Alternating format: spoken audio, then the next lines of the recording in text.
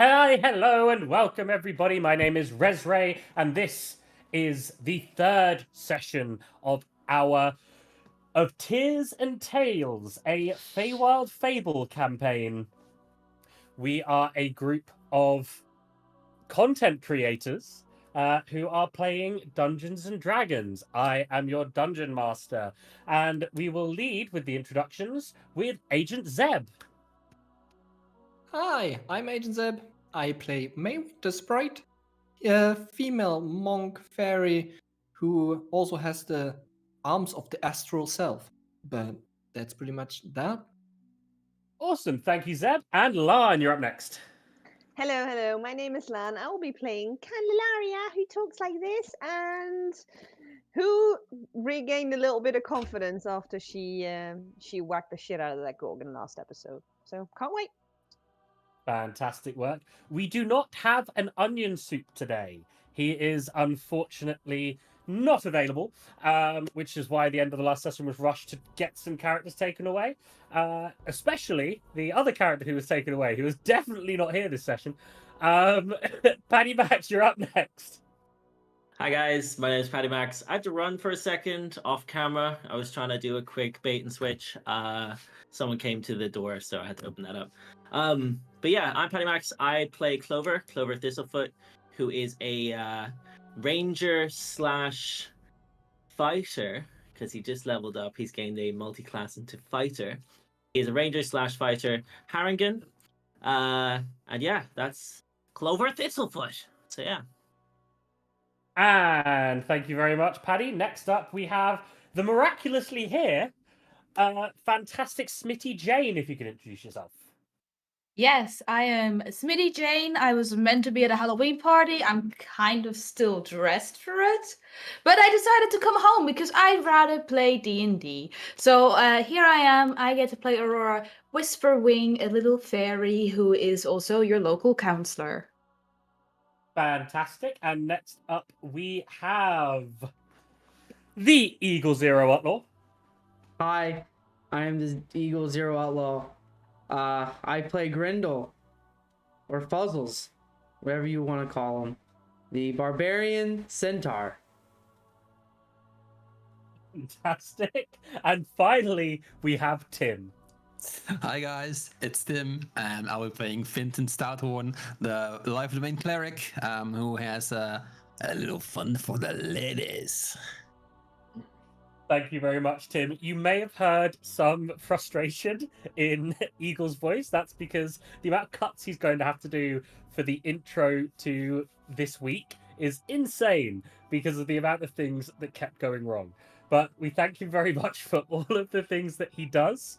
And this week, we're going to get Social the Follows, I think. Aren't we? Yeah, he's going to be in the mood for that.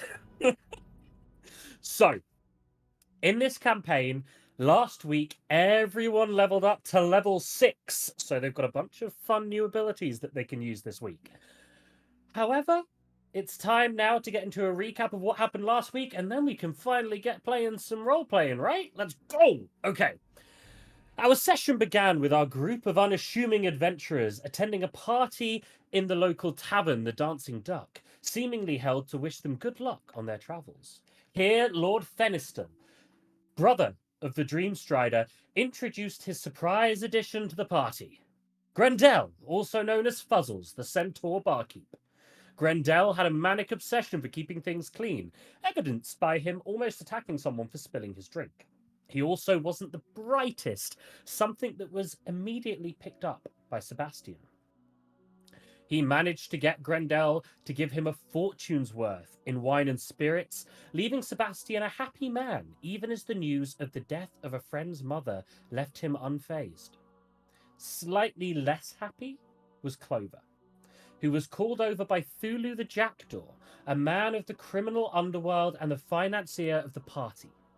Clover owed Thulu a favour, and as such he reluctantly agreed to bring some papers to a woman named Samantha O'Shale, a name that stung Sebastian's ears. May too had an unfortunate encounter at the tavern One of her family's retainers came to warn her. They knew she was working for the Dreamstrider and were worried that should she fail, she would disgrace her family's good name once again. She was given a warning and left to her thoughts. The next day, the ever so slightly hungover party finally set off in their adventures in the Feywild, going south to the city of Rhinanori, home of the Unseelie Court, on their adventure to take the tear of Crescentia and bring it back to the Dreamstrider. With the first stop being Aurora's home village of Fernvale Grove. Their first day was rather uneventful, though at night, when she was taking watch, May had an encounter with the spirit of her mentor, a mysterious blue figure who lives in Rhinanori, and was looking forward to meeting May and her companions in real life. Another day passed, and another night by the campfire was followed by another person approaching the night's watch. This time, Aurora and Sebastian were approached by an archfey in the glamour of a tiefling by the name of Zolomar, and it was here that Aurora discovered what she had signed back in the Mages Academy. Aurora was taken aback, stuttering that she had no time to read the contract and didn't mean to sign it. But even with Sebastian standing up for her, the Archfey didn't care for Aurora's excuses and gave her 5 days to go meet with a friend of his, or else. The next morning, the party was nearing their first stop, Aurora's home village, when suddenly they were attacked by a massive Gorgon and 2 Etacat bandits. The party was shocked, but immediately showed their skill in battle, even the timid Candelaria, and easily dispatched the 3 enemies. Grendel, enraged at the mess the skirmish caused, beat the Etacat they had caught to a bloody pulp, much to the horror of the rest of the party. It was in this hazy mess that 2 great eagles swooped down and grabbed Sebastian and Aurora, with Zolomar revealing in her head that the person they were meeting might not quite be a friend after all. What's next for Aurora and Sebastian? Who is this mysterious friend? What awaits the party in Aurora's home village? Well, it's time to find out. Let's get started, shall we? So, as we left the party, 2 members of the party had just been taken by these great eagles and flown off towards the west. What's the party's reaction to all this? You can hear a little bit of shouting and squawking in the distance, but they're a little bit too far away for you guys now. So what are we going to do now? Well, Were those eagles? Huh? What? Eagles don't even live here. Where are they going? and why did they take them?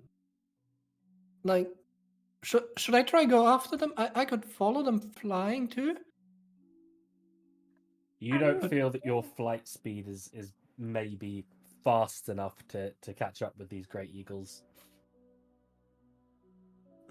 Can I ask how far away they are at this stage? Is it like they've just been picked up, or are they already gone?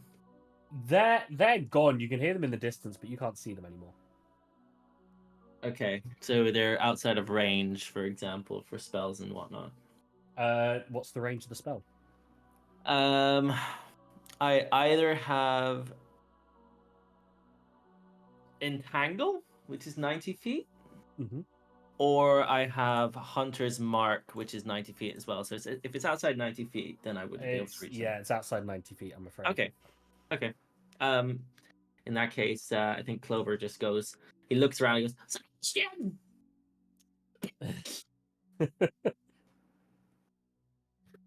We can't leave them, guys. I think we should follow them.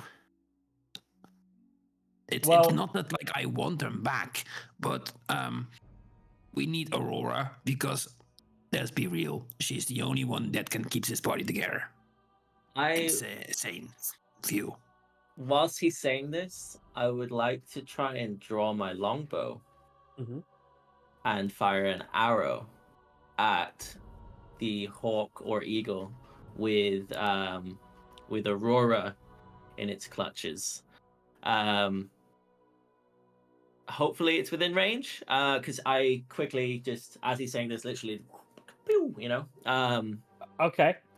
You can give a go of it.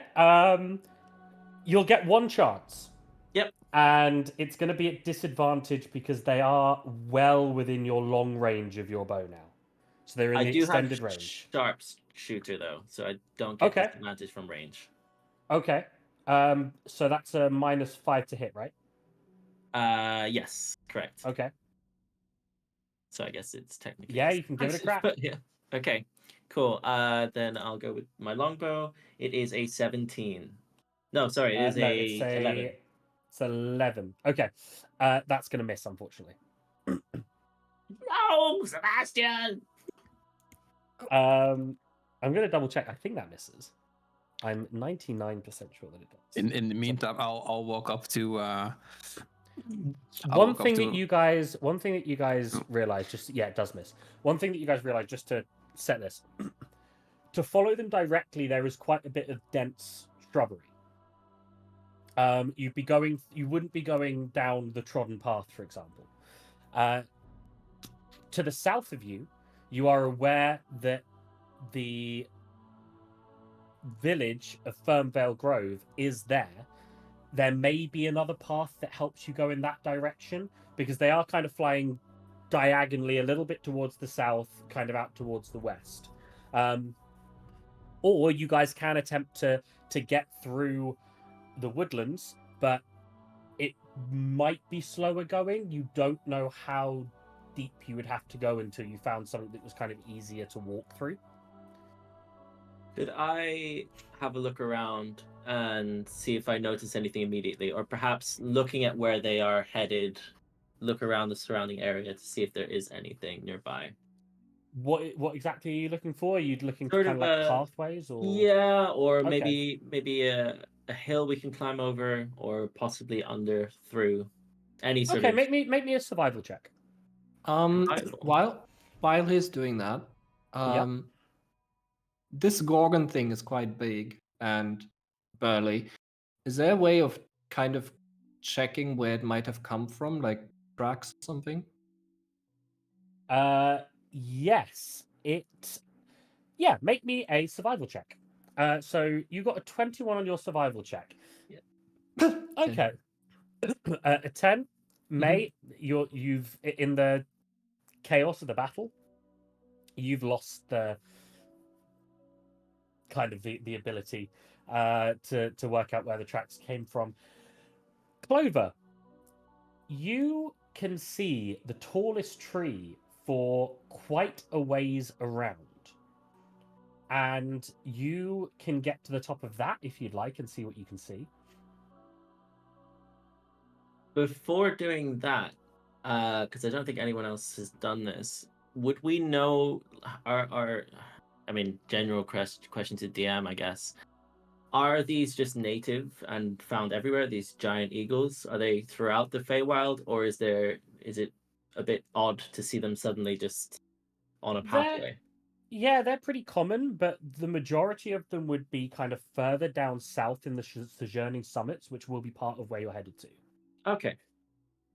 I guess Clover would try. They can reach find- up this far, maybe hunting, Mhm. or maybe some other reasons. But they would probably. There might be a few that nest in this area, but the majority of them would be nesting in the Sojourning Summits. Okay. Clover's trying to climb a tree. Mhm. Did I hear that? Yes. Can Maeve, like her astral arms formed, May? Oh god damn it, May.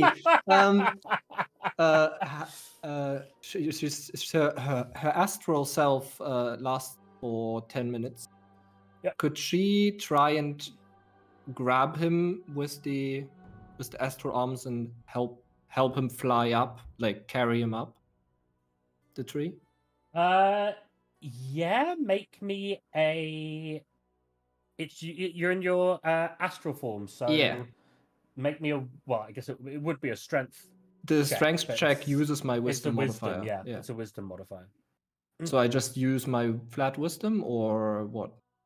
No. Athletics, but with wisdom. So just roll a d20, and if you Yeah. don't have, then yeah, it'll just be flat wisdom. And then add the wisdom modifier Yeah, on the so it'll just be a d20. flat wisdom check. Yeah.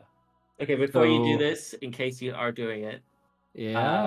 I yes. imagine you grab Clover, and he's like, Yeah. "What the hell is going on?" Because he's Well, completely no inclination what's happening. Yeah. let me help you, Clover. You want to go up the tree, right? How high is this tree? You said it's the highest Uh, one around. Is it like dangerous heights?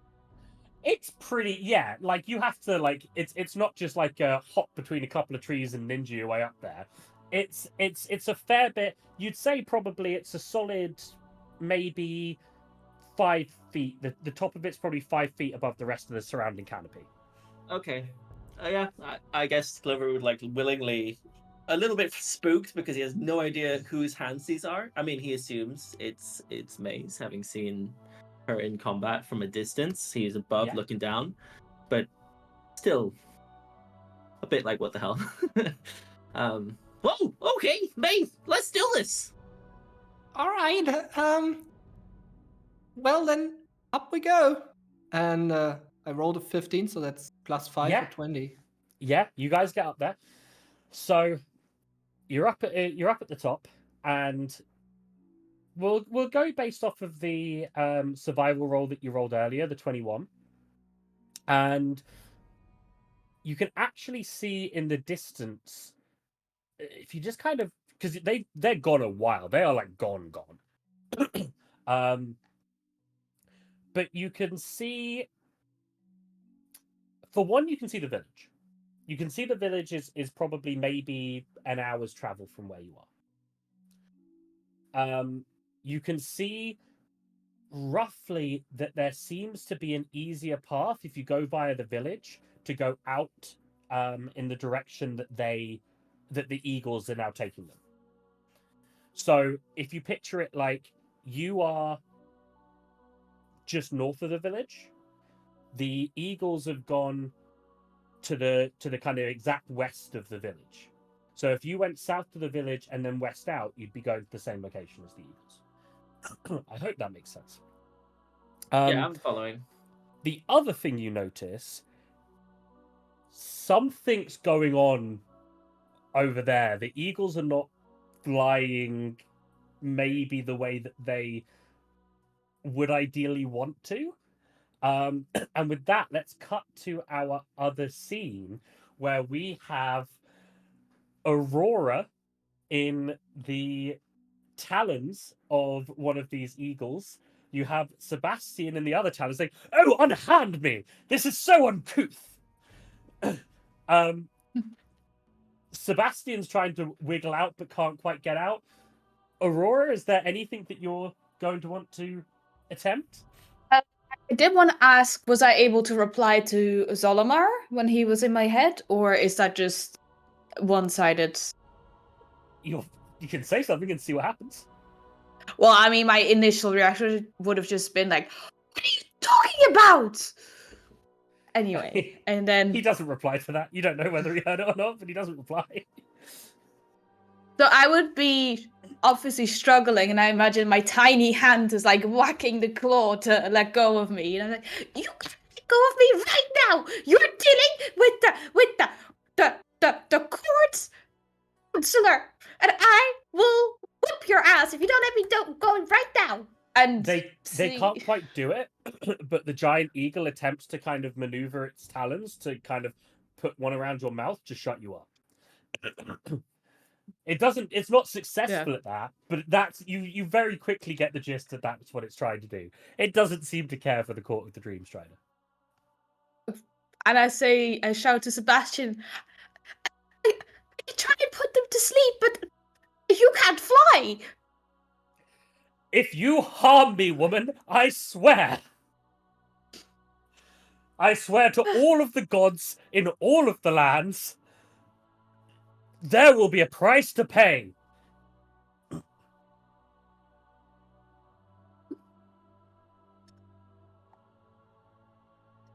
she wrinkles her arm out of the claw, if Okay. I can. Yeah, you can kind of Skinny adjust enough. yourself. I'll say that. Yeah. And I shout to Sebastian, close your ears! And then realize I Close probably my can't because. what? And I cast minor illusion next to the eagle's head to make it sound like an explosion. Okay. It's not having a great time all of a sudden. It's very, very shocked. Are you going to do anything except from that? You feel its grip loosen a little bit.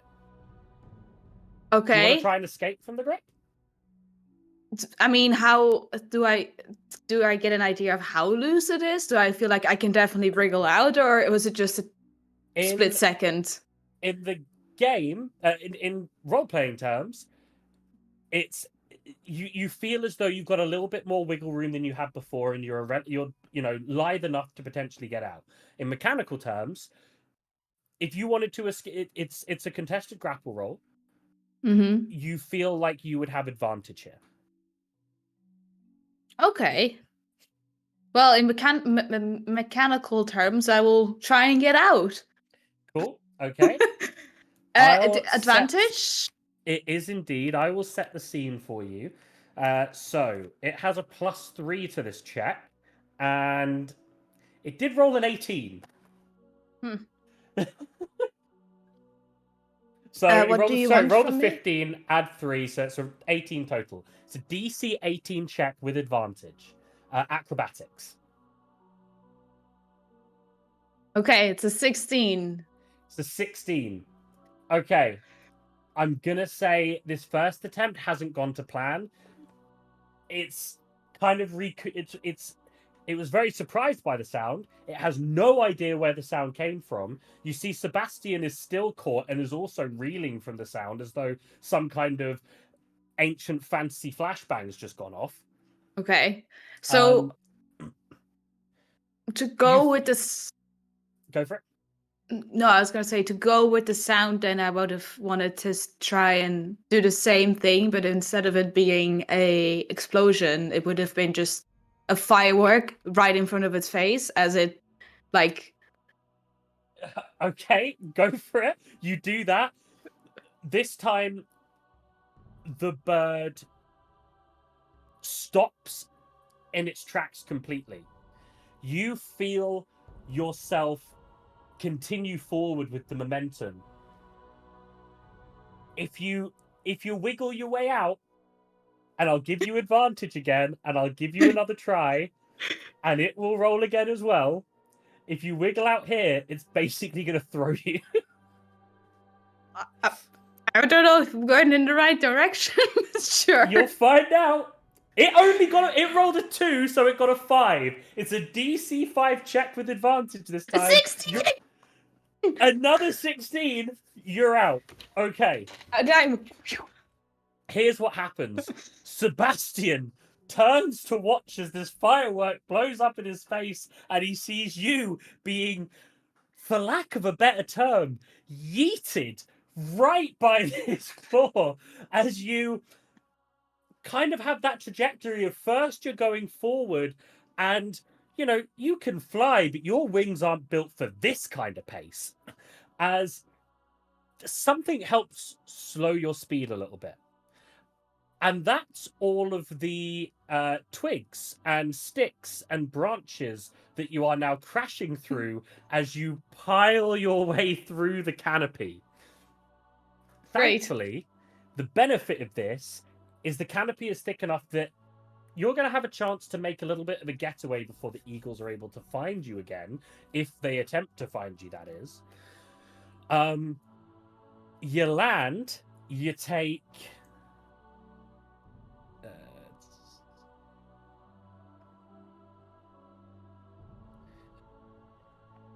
take 8 points of damage.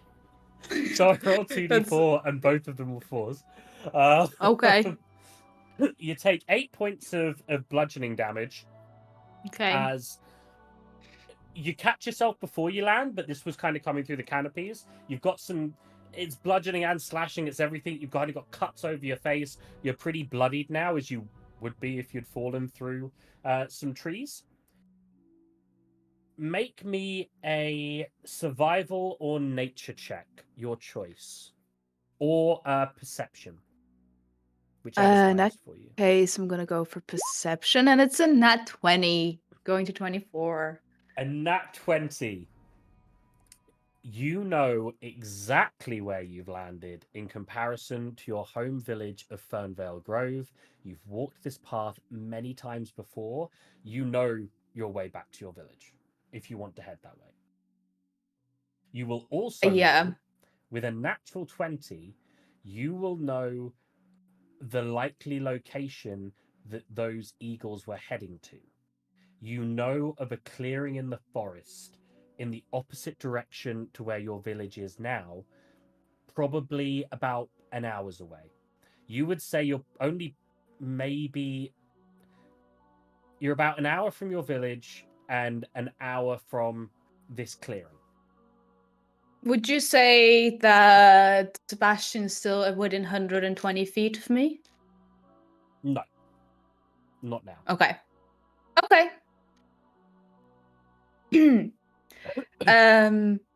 Okay.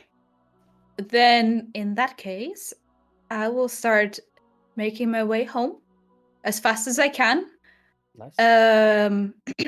Probably staying relatively low. Like I will probably fly, but I will try and do it some slightly thicker areas and like thicker bushes. So if the eagles were to swoop down, they would have a harder time coming down. Yeah. You're able to kind of keep out of the way. You hear some noises above, but nothing seems to pierce the canopy until you start hearing this kind of flying. You only hear one, so you feel like the other one continued, but this flying kind of going off in that direction where you thought it would be headed to. Okay. Paddy, you see all of this. The first thing you hear, as do you, May. So Clover and May in the distance hear, first of all, this, and then this, and that is my attempt at making a firework sound. And all the flashes that...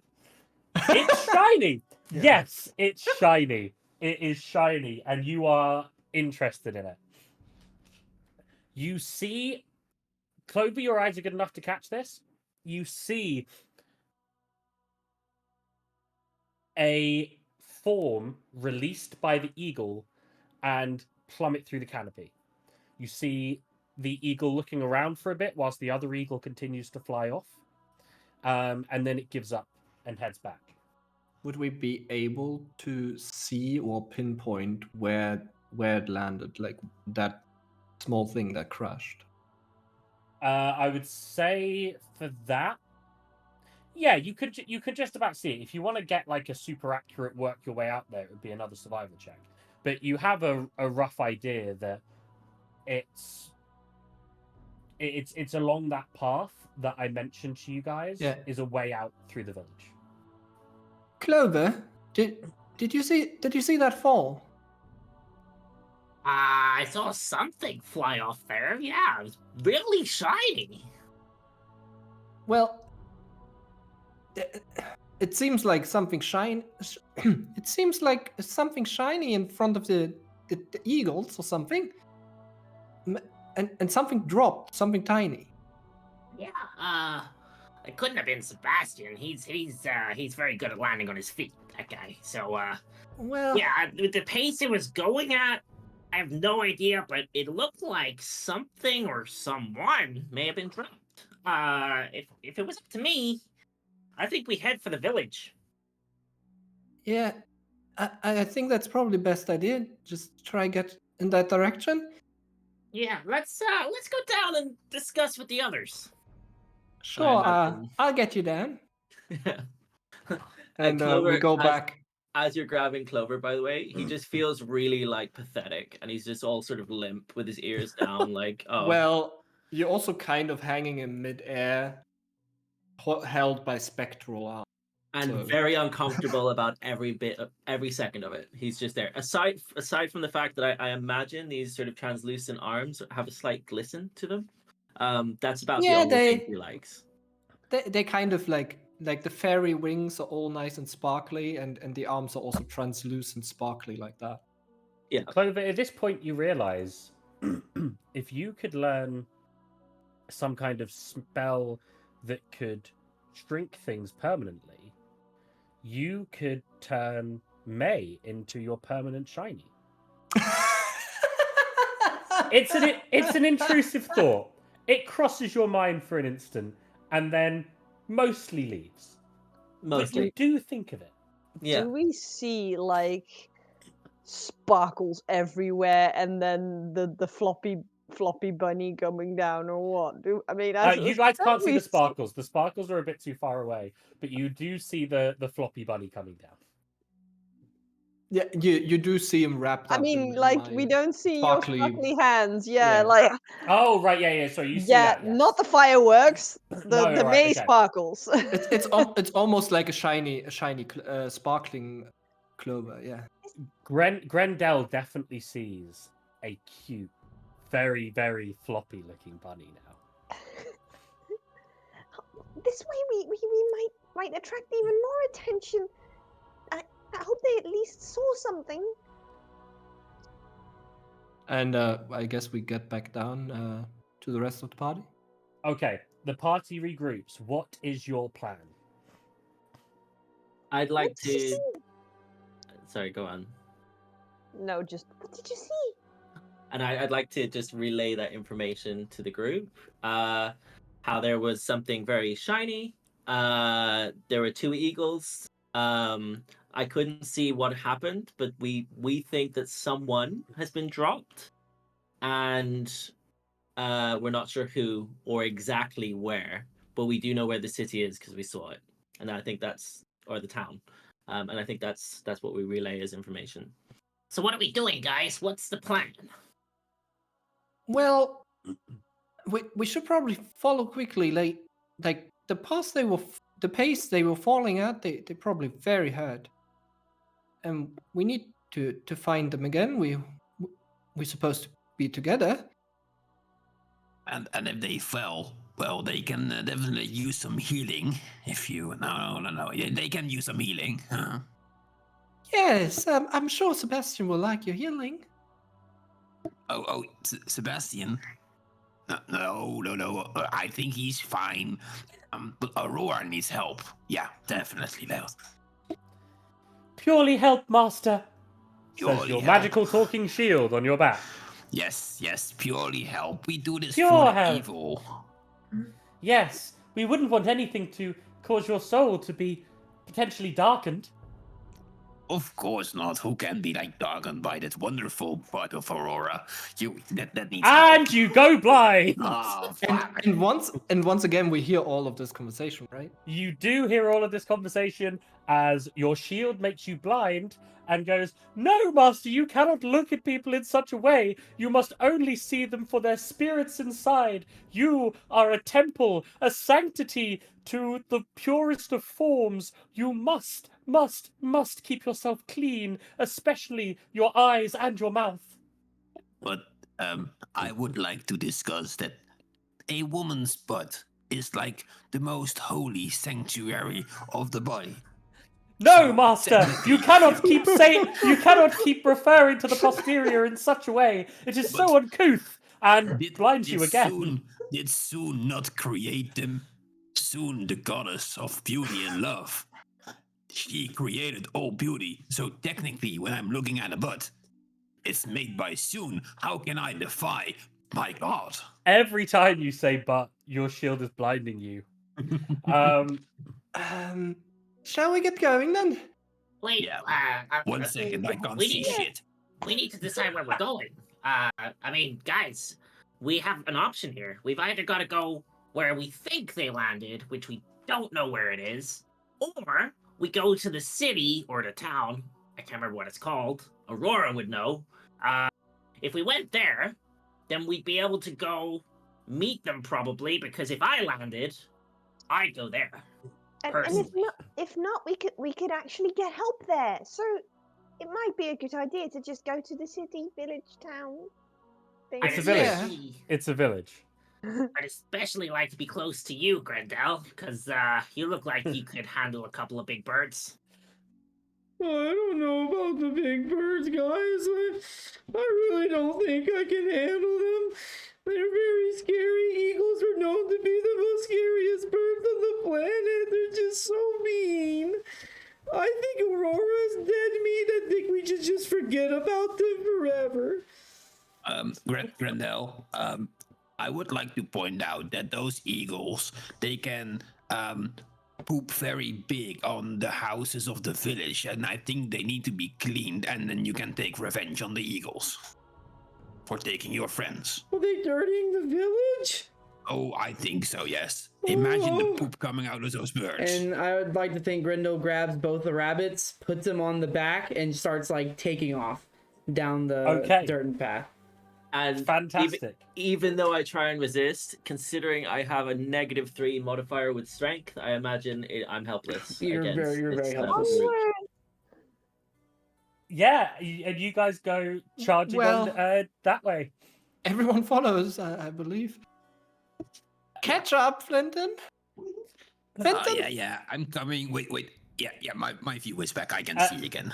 At this point, your shield does say something to you, Finton, and says, "Master, you do know that I am not created by Soon, don't you?"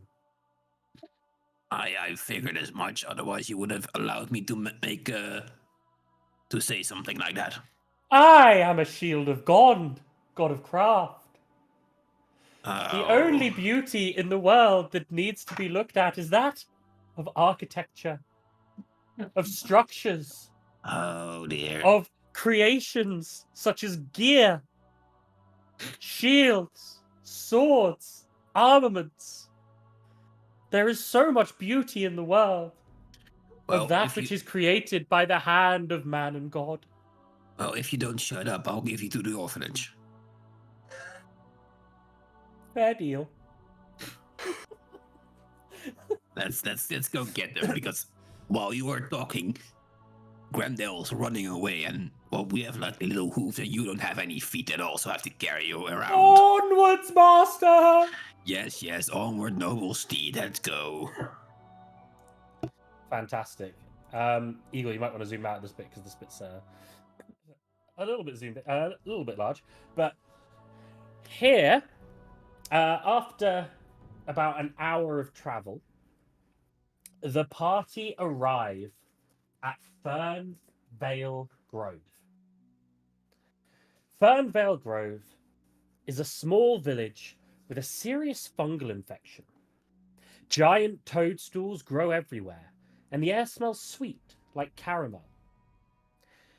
As you arrive at the forefront of the village, there is another path going off towards the west. And there you see, probably a minute's walk away from you, just coming round a corner, a very battered, bruised, and bleeding Aurora, who looks up, notices you, and says, You guys get here so quick. Well, yes. Did you see how big Grendel is? He can walk very fast. Well, that explains why he's so sweaty. Oh, I'm not that dirty, I promise. Oh, I need a bath so bad. Oh. Oh, God. Grendel, he can bathe in the river down there by the waterfall. Sebastian is still being carried. I think I know where, but I couldn't. He can't really fall well. He doesn't have wings. Pretty sure I saw someone fall off one of the eagles. Miss Night Whisper. How have you been? I have been fine. I'm guessing this is. How have you been? Is this Bramblethorn? It is Mr. Bramblethorn? indeed Rosewood Bramblethorn. Rosewood Bramblethorn is a treant guardian of the village of Fernvale Grove who has noticed Aurora, notices the rest of the party, and welcomes all newcomers who are allied with Aurora. Aurora, you have looked better in the past. You're not wrong. I took a bit of a tumble from the. Did you see them? The eagles. If you like, I can heal you up, but it will cost you. Be what? Well, you have scratches and you're bleeding, and I am a cleric. I can heal you up, but hey, how about a kiss for it? I just sort of look around to his shield and I shrug. He threatened to send me to an orphanage. I would like to think Grendel at this point would just flick the old man in the ear, just flick his ear. Cool. You get flicked in the ear real hard. The creepy old man. You see at this point. Well, you do look a bit rough, darling. As the mayor, Shaq de Vries, you had to give me a difficult one when you made this scene, didn't you? In his white suit, green tie, a much more youthful satyr than our friend Finton. You do look rough, my dear. Can I interest you in a healing potion of your mother's crafting? Oh, please, they always taste better from Mum. Well, I'm sure she'll love to see you if you'd like to come with me. Oh, guys, this is the mayor of Fernvale Grove. Hello, yes. I am Mayor Jacques de Vries. Sorry, I didn't catch that. What was it? Mayor Jacob Freeze? I am Mayor Jacques de Vries. Shackle D's. Oh, I'd just like to point out, I have no idea what that means. Can you put it in an easier, simpler way of saying it, please? You can just call me Mayor. Is it called Jacques or Jacques? Oh, I'm Just getting call more me Mayor. confused. Meh, meh. Yes, I am the mayor of this village. I'm pretty And sure it is my mayors- pleasure to welcome all of you to Fernvale Grove. Although we have been having an issue of late. In fact, it's an issue that has affected your mother and father quite directly, Aurora. Why? Well, What's- I believe it would be best for them to tell you. They're okay. They are fine in themselves. But hurry now. We should head to your toadstool house. Of course. Come on, guys. So, as you guys pass through this beautiful village, lit with, well, the canopy overhead keeps it quite dark. So, just like back in the Shawl, a lot of the area is lit by bioluminescent plant life. You make your way through the village across a stream, a bridge, and you make your way to a small home with toadstools growing off of it. And Aurora, would you like to describe to the party what your house looks like? Yeah, so my house is, you know how like big trees have sort of big roots sticking out of the ground, and sort of hollowed out of this weird growing root is a house that people like Grendel will have to really, really squeeze in to get in. It's going to be very tight because this house is made for fairies, and on top are growing some more luminescent mushrooms. But altogether, it's quite cutesy, and you kind of get the vibe that the people that live here have somewhat of an established sort of presence in the village. As the mayor kind of shows you to the front door, you see a man looking quite similar to Aurora, but with grey hair, a grey mustache, his own set of wings, looks down from the front window, opens the door and says, "Well, well, well. If it isn't the most beautiful woman in all of the lands. Bar your mother, of course. Aurora, my darling, how are you?" And he kind of runs over and gives you an embrace. "It's been months since I last saw you." It's so nice to see you. I'm sorry, I'm covered in dirt and crap and blood, and I just took a tumble from the sky into the ground, and well, not how I imagine our arrival would be. Well, I'm sure that you can have some rest here, and we can get you sorted out. It's just so good to see you, and thank you for sending the message to forewarn us. There's plenty of room. Well, he looks over at Grendel and he says, "Plenty might be a strong word, but there's room in the village for all of your friends if you need to stay. There is an issue, though, my dear. Your mother, she's fine. She's fine.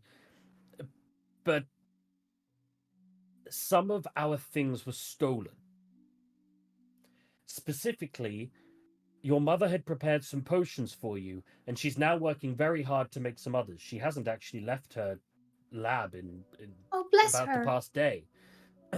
Also, my armor was stolen, as well as some other armor. The shiny by armor? The shiny armor, my dear, yes. We must retrieve it. We're the group to help. I believe also some armor belonging to Pippin's family was stolen as well. Pippin's family uses armor? Well, it's something that goes back quite a few ancestors. Oh, well, it's okay. I don't know how to say this quickly. Hi everyone, we're just back from an impromptu break caused by some technical difficulties, but we thought, since we're recording it, let's just take the Not break my there fault and this then. time. Not my fucking fault this time. It wasn't Eagle's fault this time. It wasn't. He did so good. He's doing well. Really well. So, where we were was Skylark Nightwhisper, who is the father of Aurora Nightwhisper, was just introducing himself to the party and letting them know that there'd been a few items stolen around town.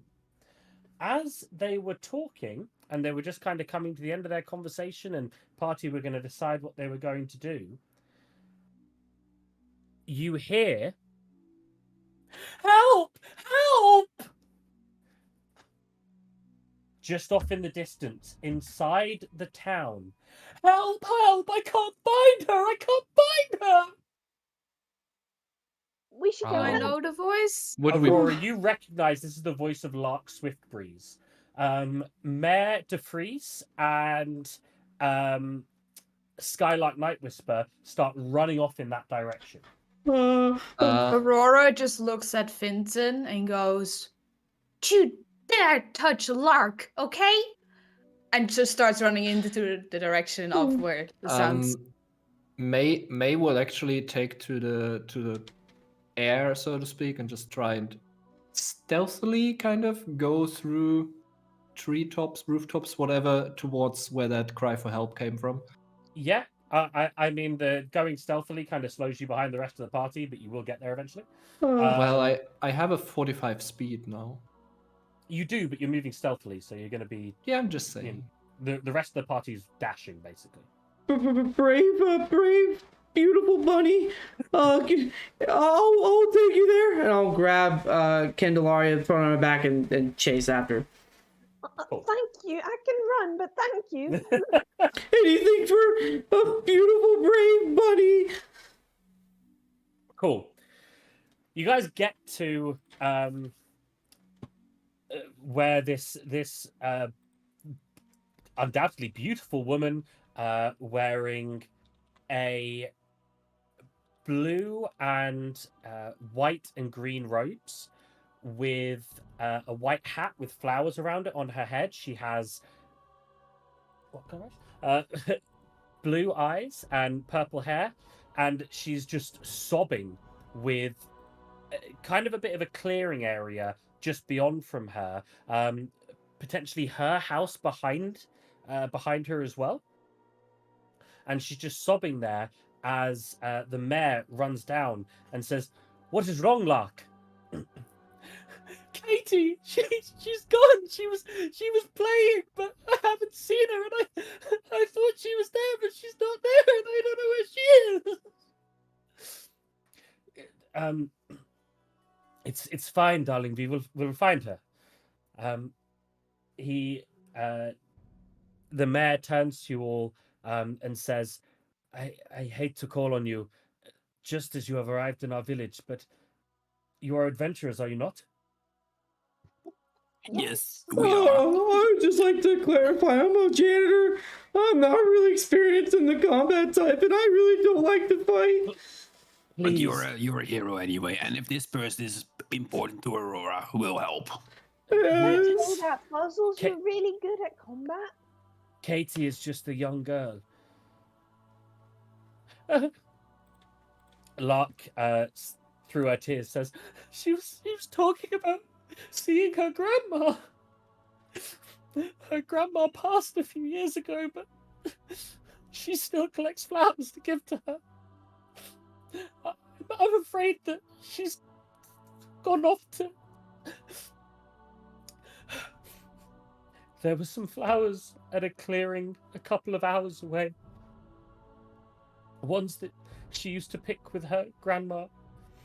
And I'm afraid that she might have gotten lost or hurt on the way. Please find my daughter. Please. Can I roll insight to see if she seems to be telling the truth? Yeah, go for it. I know she has a daughter, right? 13. 13, you have never seen a more sincere person in your life. This woman is Okay. horrendously distraught. What was that, sorry? I said I would know she has a daughter, right? Yes, you would know that Yeah. she has a daughter named Katie. You would know about the grandmother who died a couple of years ago. Katie is probably... The rest of the party would look at Katie and probably think... Hi everyone, we're back from another technical difficulty. And as we left things last time, there was a very emotional Lark Swiftbreeze. Lark Swiftbreeze, who has just lost her daughter suddenly. So, Aurora, we had just mentioned that there was a clearing that Katie may have gone to. You know where that clearing is. That clearing was the one that was an hour behind you when you landed. You also know that in the last hour, you have not seen a little girl. However, if she went missing a couple of hours ago, would add up. Lark, it's okay. It's okay. It's not. I'm a terrible mother. No, you're not. No. It's your daughter's. I think I know where she is. We'll go do? get her. I Please. think so. Please I find think so. her. Go see my mom. You're still with her, right? You're still learning from her? Yes. go see my mom and just sit with her, and I know how relaxing it is doing all the herbal stuff, and we'll go get your daughter, okay? Your father comes over and he kind of takes her round the shoulder and he says, "I'll take her. You please find Katie." He takes one hand, puts it on your face, kisses your forehead, and says, "You've got this. I believe in you.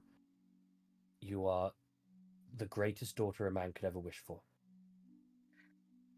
I'm also your only daughter. Still the best one that I could ever have wished for, my dear. Hey. So, about the healing.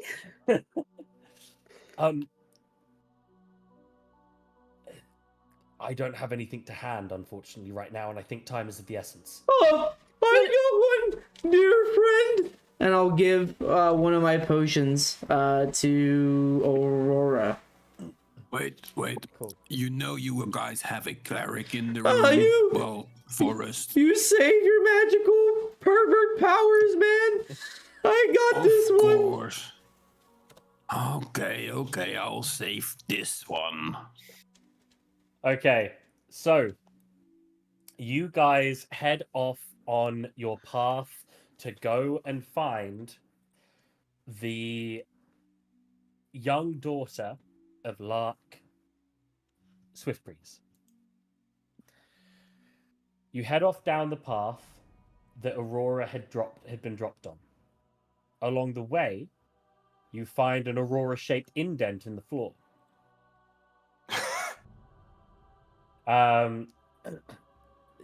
She doesn't look fantastic, and you can now see why.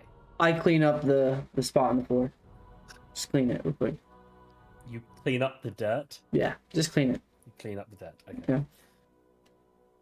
You guys carry on, and you finally reach the clearing. It's been about 2 hours now. It's a little bit darker than it was earlier. You are getting to evening. You see Katie. Katie is in a red shawl with a red hood, and she's picking some flowers for her grandma. Behind Katie, you see a dog-like creature.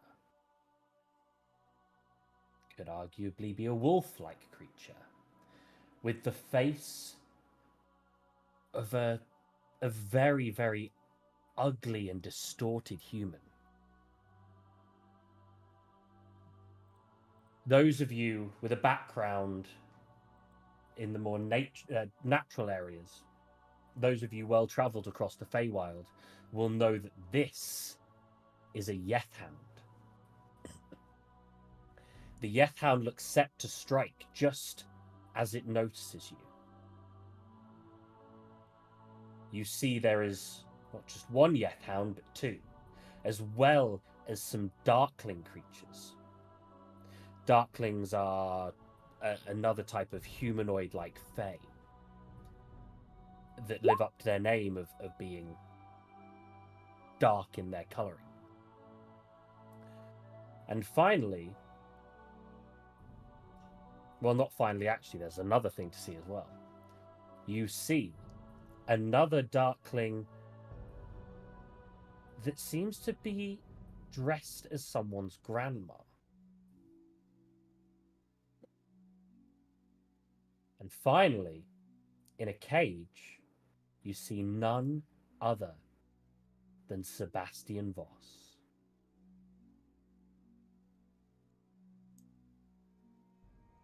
So here we are.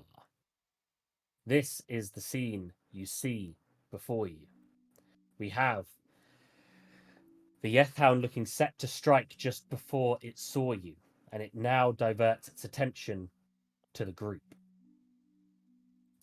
Sebastian can see you just past the rock and shouts, Well, what are you doing over there? Free me, for goodness sake! Oh, we have company, do we? Says the darkling that's sitting on the lotus leaf. Well, we'll have to do something about that. In the meantime, dearie, won't you come to Grandmama? Does anyone say anything to that? Go for it, Aurora. I was just gonna send a message to Katie. Okay. Katie, don't! Go hide in the bushes! Don't go over! Katie looks around for a second after seeing her grandma, very confused at where this noise came from, and then sees you, recognizes that it's your voice, looks back at her grandmama, and then... Can you roll me a persuasion check, please? 21? It's a pretty good roll. That's a pretty good roll. I'd have to roll real well here. And I don't roll well enough. Wow. So I rolled a 16, which is a 17 with the Darkling Elder's bonus. It fails its persuasion check to try and steal Katie away to another realm. And Katie instead runs towards you guys. The Yethound looks confused. And at that point, the Darkling Elder says, "Just stand there, you idiots! Get them!" Now, would everyone like to roll for initiative? Yeah, I would like to call out to the Yethan. Why don't you go pick on someone your own size? And I just sort of ready my halberd. I was going to do that a little earlier. If anyone speaks Sylvan, you will hear the response. I will pick you apart until you are nothing but a speck of my size. No, you won't. Fantastic. Right, let's get into I wanted combat. to give Grendel a swap for the potion, as he gave me his potion. So no, that's backtrack. But can I give it to him as in the past? Yeah, sure. Like You I could would have done. that on the I'll you could have done that on the 2 hours over here. yeah. I'll just message him. Cool. Can I quickly check before we go into combat? I forget what they're called. The Darkwings? Yeah. Are they Fey? Yes. Okay, perfect. These are small Fey creatures. And the Yethounds are not. Also Fey. Okay. Yethounds are a type of Fey. I have a favorite foe, which is Fey, so I gain an additional 1d4 against Fey creatures. Okay. Okay. I see you. I'm just opening up all their character sheets so that we can have some fun.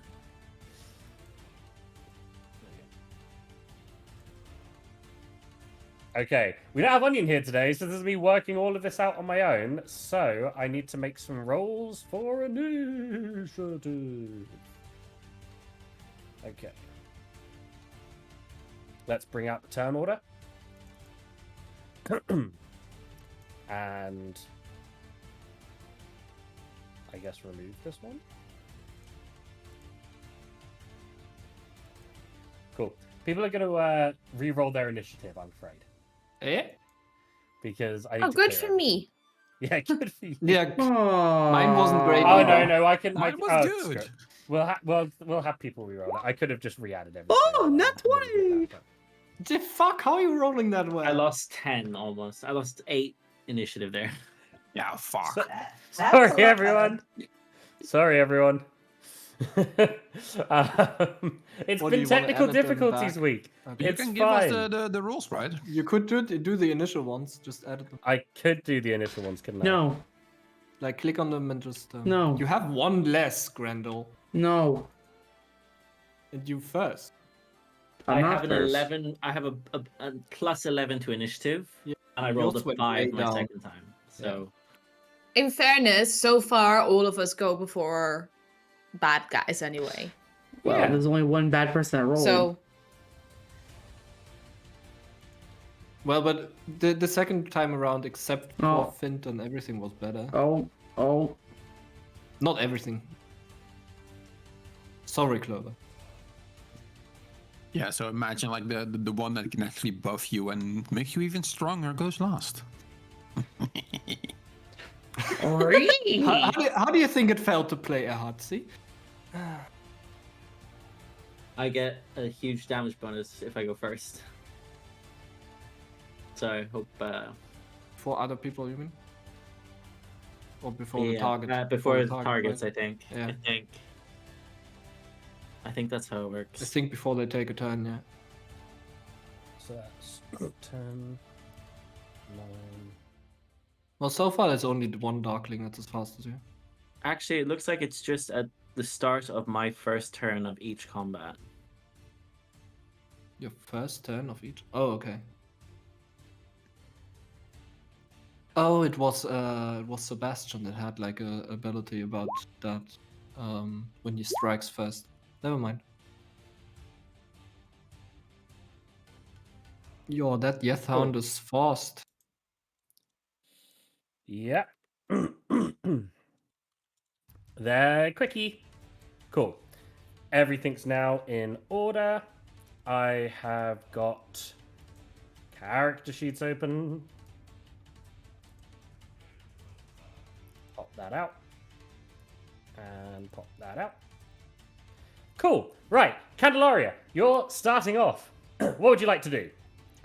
I would like, as I stand there with my halberd out and just trying to regain that little bit of confidence that I had in the last fight, I am going to target the closest one. I think it's this one. That's the one that turned to you and said, "I will Yeah. turn you into a speck." And I will cast True Strike on it. Go for it. Yeah, I don't think it really does anything. It just gives me advantage on my next attack roll. So it's just Cool. like, yeah, that's what it does. Perfect. So yeah, Nice. Cool. that's what I do. And I'm basically ready my like. Can I still ready myself as sort of like a bonus action, or is that an action? What to ready yourself? Yeah, just like if yeah, like You- ready a next attack or something. Well, you can move to go and attack it, but there's no benefit to No, readying your okay, attack I or got. anything. So in that case, I'll just I'll stay where I am. Maybe put a little step there so I can protect Katie a bit better, and that's about it. Cool. But I will Okay. get an advantage on my next attack. Nice. Grendel, you're up. Oh, guys, I'm not very sure about this. I wasn't ready for combat. Wasn't ready for another fight. And Grendel will move and just kind of like cower next to the other bunny. Wow. And that's it. That's all he does. That's his turn. What a start. That is Wow, That is his okay. turn. First, Yethhound's up. Ah, time to turn you, all of you into tasty morsels. It's gonna move up to here. And it's going to attack Candelaria. And it's going to... Let's start with... Ooh.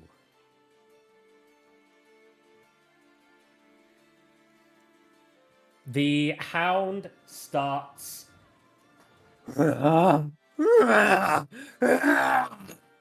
as it balefully bays, and everyone needs to make a wisdom saving throw for me, please.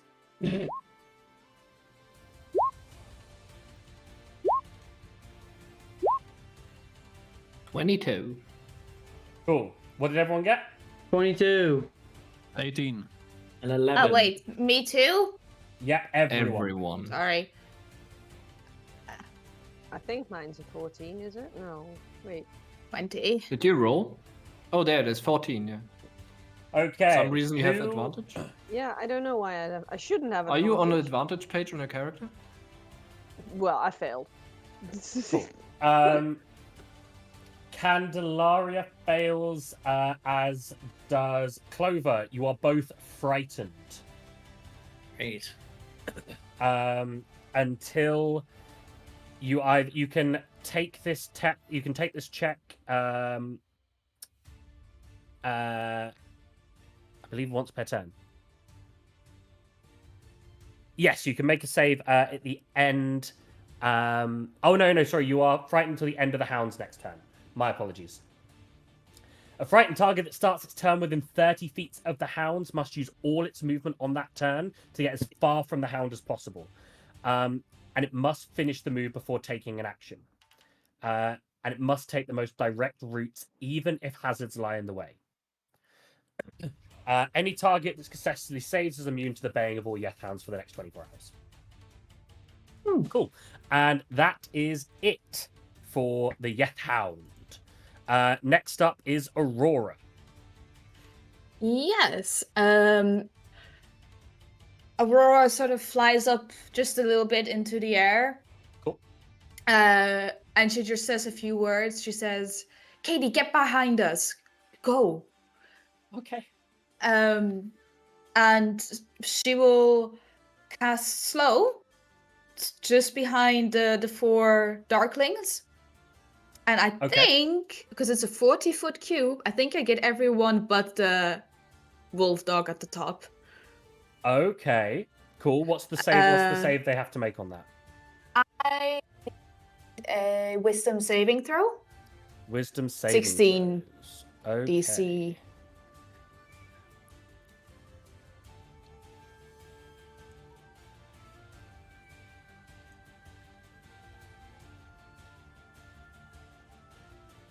What was the DC, sorry? 16. 16. Okay. One Darkling rolled a 19. The rest of them all failed dramatically. Beautiful. And the Yeth Hound... 16, did you say? Yeah. Yeth Hound rolled a bloody 15, didn't it? Oh, bless him. Poor little Barky Bark. Yep. Okay. That so they move at half speed now? So they get a -2 penalty to their AC. They have Okay. half speed. They have -2 penalty to their dexterity saving throws. And they can't use reactions on their turn. They can only use an action or a bonus action. Okay, cool. What was that about? Have you got anything else you want to do this time? I guess I will. I need to keep the concentration. I would make sure I step in front of Katie once she starts moving. Okay. That makes sense. Do you just want to kind of move there to block off anything from? Like Yeah. that? Yeah. Yeah. Cool. Makes sense. Right. Next up, we'll go with Clover because the Darkling is slow. Oh wait, that's the one Darkling that wasn't slowed. Okay, we'll go with the Darkling first, actually. So this Darkling, seeing the spell that you've just cast on one of its, on all of its allies, and hoping to maybe counteract that somewhat, it's going to move towards you. 1, 2, 6, and it does get into combat with you. From This one is not half speed? That one's the only one that that Mm. succeeded. Okay. Well, she is Then- flying. Oh yeah, you are flying. Yeah, I True. didn't specify how high though, so I How can't hi- give just- you. How high? Well, I think I would be on sort of normal people's eye level at least. Cool. Okay, Sort of in that case, above yeah, shoulder it's in- height. So It's I in didn't melee specify. range. So That's cool. It's in melee range and it's going to go for a hit. Does a 10 hit? nope. Okay. We don't see our That- rolls, by the way. Yeah, you're not meant to. Okay. Oh, that's so fun. That's what we're used to. So It's it rolled a 10. Cool. That means that's it for its turn. Clover, you're up. Oh god, I'm so scared of that hound. Wolf. You are indeed Face. very scared. Ah. I'm assuming while I'm frightened, I can't do anything. You have to. The first thing you have to do in your turn is you have to run. I have to run. You have to run in the You're too exact close to opposite it. direction of it as far as you can, as far as your movement will allow you. So for you, that would be down here, 15, and then down. What's your maximum movement? Hold on. It's at least 30, but I think, if I'm not mistaken, at the beginning of the turn I go further. Let me just check. At the start of your first turn of each combat, your walking speed increases by 10 feet, so it's 40 foot. So you go down here. Okay. Clover, where are you going? Don't leave me. But you can now use your action. Oh, I thought it was I couldn't do anything. That's nice. Okay. No, it is you. If you start your turn within 30 feet of the hound, which you did, you must use all of your movement on that turn to get as far from the hound as possible. You must finish the move before taking an action, and must take the most direct route, even if hazards lie that way. So yeah, you can now take your action. Okay. I think in that case, I would first of all I would call my favorite foe, which is any fey creature. Basically, I choose it, and whenever I hit the creature with an attack roll, I call on the mystical bond with nature to mark the target as the enemy for a minute, Okay. or until I lose concentration. And any damage I do to that target will gain an additional 1d4 of damage. And I'm going to choose this closest. Actually, you know what? Yeah. Because I'm afraid of it, I'd probably go for this one. I Okay. think. You have That's the disadvantage on other the attack. one, right? You have disadvantage. No, that's the one that did it. You have disadvantage on the attack, just as a heads up. You have disadvantage on both attacks because it is within line of sight. Okay, so that's how frightened works. Yeah. Okay, in that case, I would go for this one here. You still have it. It's still line of sight. You have disadvantage on attack rolls just in general because Okay. the source of your fear is within your line of sight.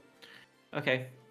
In that case, I would attack this one here. And given that it's my first turn of combat, use with Dread Ambusher, Which one? Sorry, it didn't pop up a ping or anything. The bottom one or the top one? the bottom one. Bottom one. Okay, cool. With my so I called that as my foe. So 1d4 additional, and I'll attack it now with my longbow. Go for it. Is it 16? No, it's Oh, with sorry, no, disadvantage. that's with sharpshooter. Let me get rid of Also that. roll with disadvantage. Disadvantage. If you click the disadvantage thing at the top of your sheet. Yes. Got it. Cool. So it is a 11. And that's on the Yeth Hound, and 11 misses. Okay. And then I can make an additional attack because it's my first turn of combat. Go for it. So I'll do that again. Same one. It is an 18. An 18 hits. Perfect. Roll damage. So it's this plus the 1d8, I believe it was. 1d4, sorry, 1d4. Cool. Is your bow magical? No, it is a standard bow. Okay. Was there any more damage to add to that? No, that's it. I'll do an extra attack actually as well. Before you do an extra attack, I'm going to tell you this. Mhm. Your arrow does nothing. You feel that you can't. Was it Hunter's Mark you cast on it? No, Or- it's no, it's it just a was- favored foe, so it's Favored foe. mystical bond. Mystical Bond. I'm going to class that as magic damage. You feel your mystical. It says technically, sorry, the first time I hit the favored enemy, I do additional damage. You did So- hit it. You hit it successfully. It just didn't do any damage. You feel that the lack of magic apparently has meant that you can do no damage to this creature. Okay. So that was 3 points of damage. Mhm. Is there anything else And- you want to do this time? And then just the last one, sorry, because I've got extra attack as my fighter. Go for it. So I will attack the closest. I guess this one is in line of sight. Yeah, go for it. Darkwing, so I'll try and shoot that one with the longbow. Again, at disadvantage. It is That's a miss. that one. So it's in that one. Cool. You take your arrow. You're quite frightened. You're completely thrown by the fact that your first shot just bounced off this thing. Basically, you take another shot at this other darkling, but you drop the arrow out from your bow and it clatters to the ground. You don't even get the shot away. Okay, I'm just trembling. Okay. you're just absolutely trembling. You're shaking. May, you are up next. May will move down that way. Okay.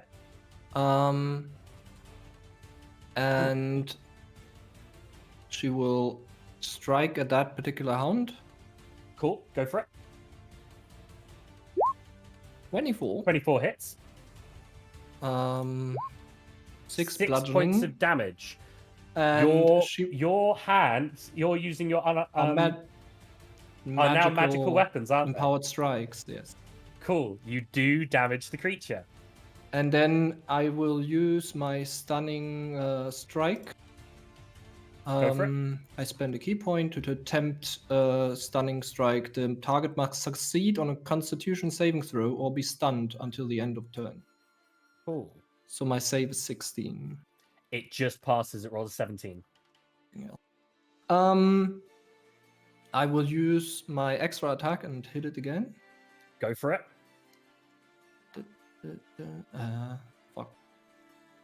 Why am I confused? That 13. 13 just misses. You make contact with it, but it just shrugs it off. Yeah. And then I will. Oh no, it does hit because it's been slowed. It's dropped its AC Oh, by its 2. AC is low. Okay. Yes, So it I guess does I hit.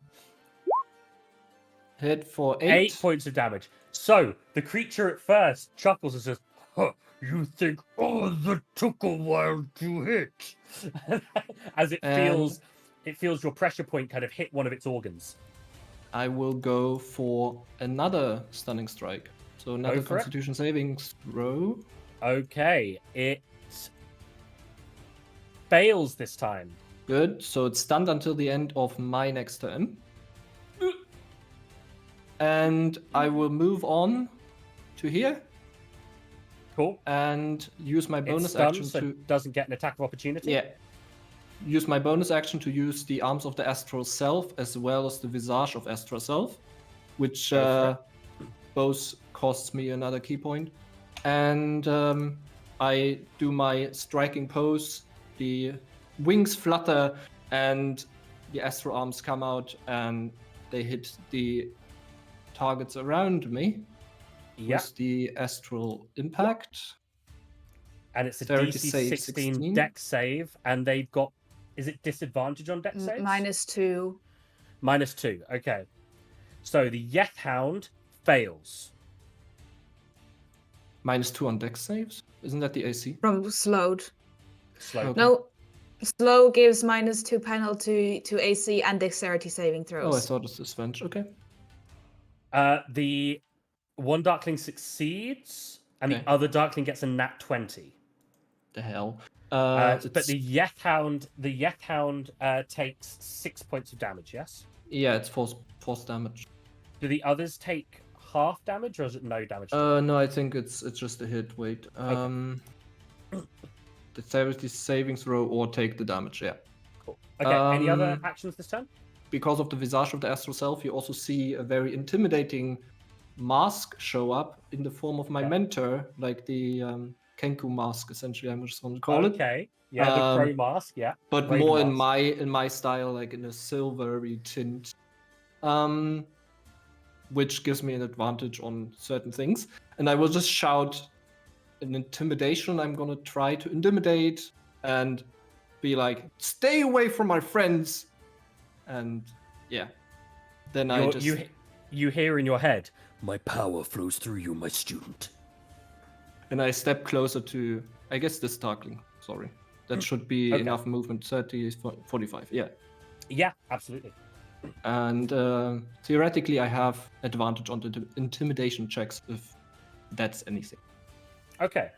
So, next up is the Darkling that is right next to you. And it's going to say, "You what? What are you just trying to do to us? Oh, you're fucking dead meat, mate." And it's going to try and shiv you.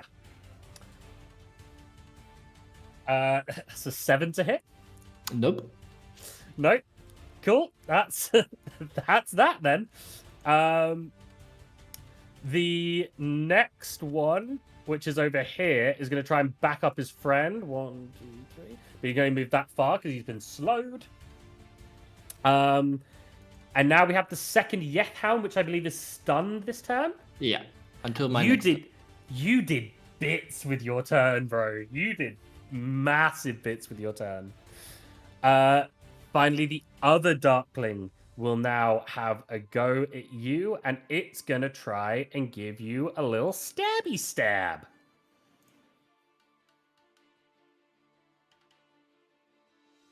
It rolls a natural 1. What are these rolls? I'm so not sorry.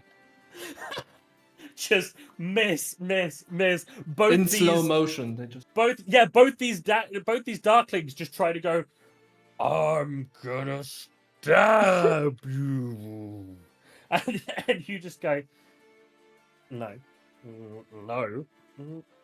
no." Okay. And on that note, it is our clericy friend, Finton Stouthorn. Yay!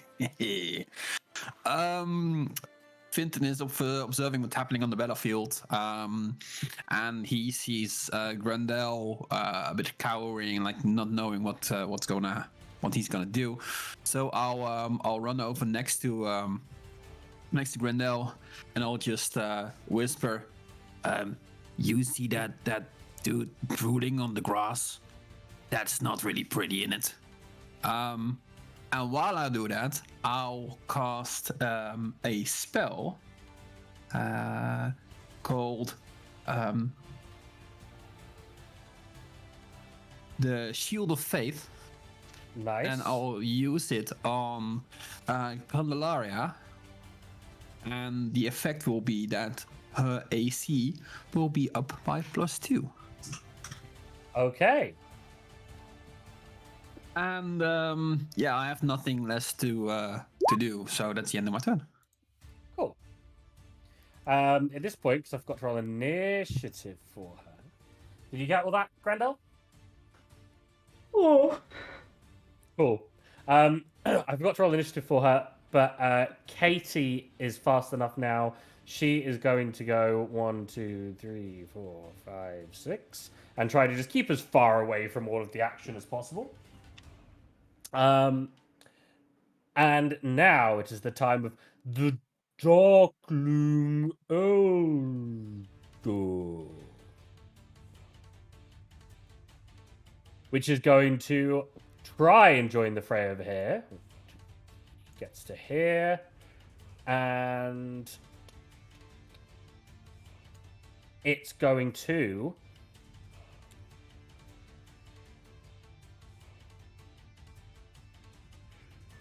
yes, that's what it's going to do.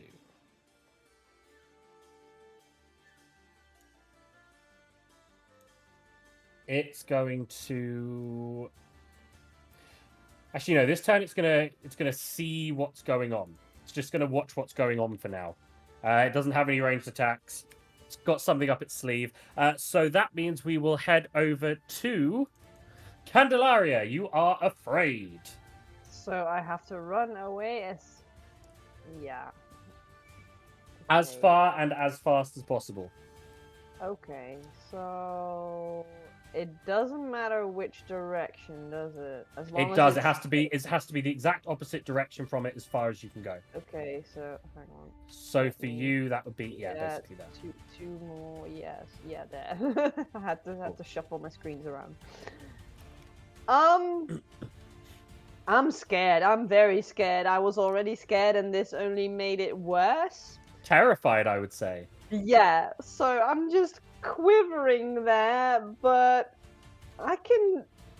There might be something I can do, and I will get my crossbow and try and hit the thing engaging Aurora.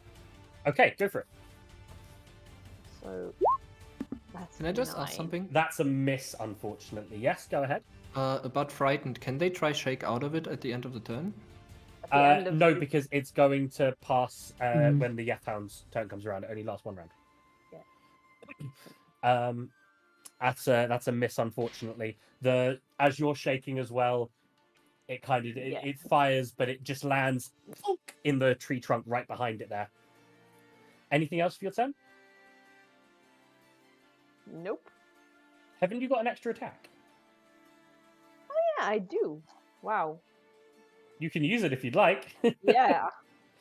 Go for Oh, it. You can hell make another yeah. crossbow attack. Yeah, well, never mind. And that one, that's a natural one, so that's a shaking right out. Yeah, it's Critical like, fail. Why did I even bother? Next up, Grendel, you have been given confidence. Yeah. Your friend terrified. Your rabbit friend has ran away. No. What are you gonna do? No. No. And I immediately rage.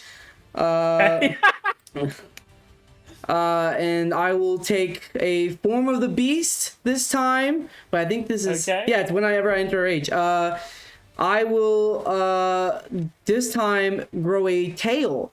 So the tail I already have just grows longer. And yeah. And I immediately run right up to this dude using a special ability called Charge, which is a centaur related ability. When I rush up to a creature going over 30 feet, I can make a melee weapon attack and then immediately follow that attack with a bonus action, which is the hooves attack. So that's what I'll do. Go for it. Is there a size limit on that? No, it's just when Okay, cool. when I move over 30 feet. Okay, cool. So we'll do the first straight axe. 26. That hits. Yeah.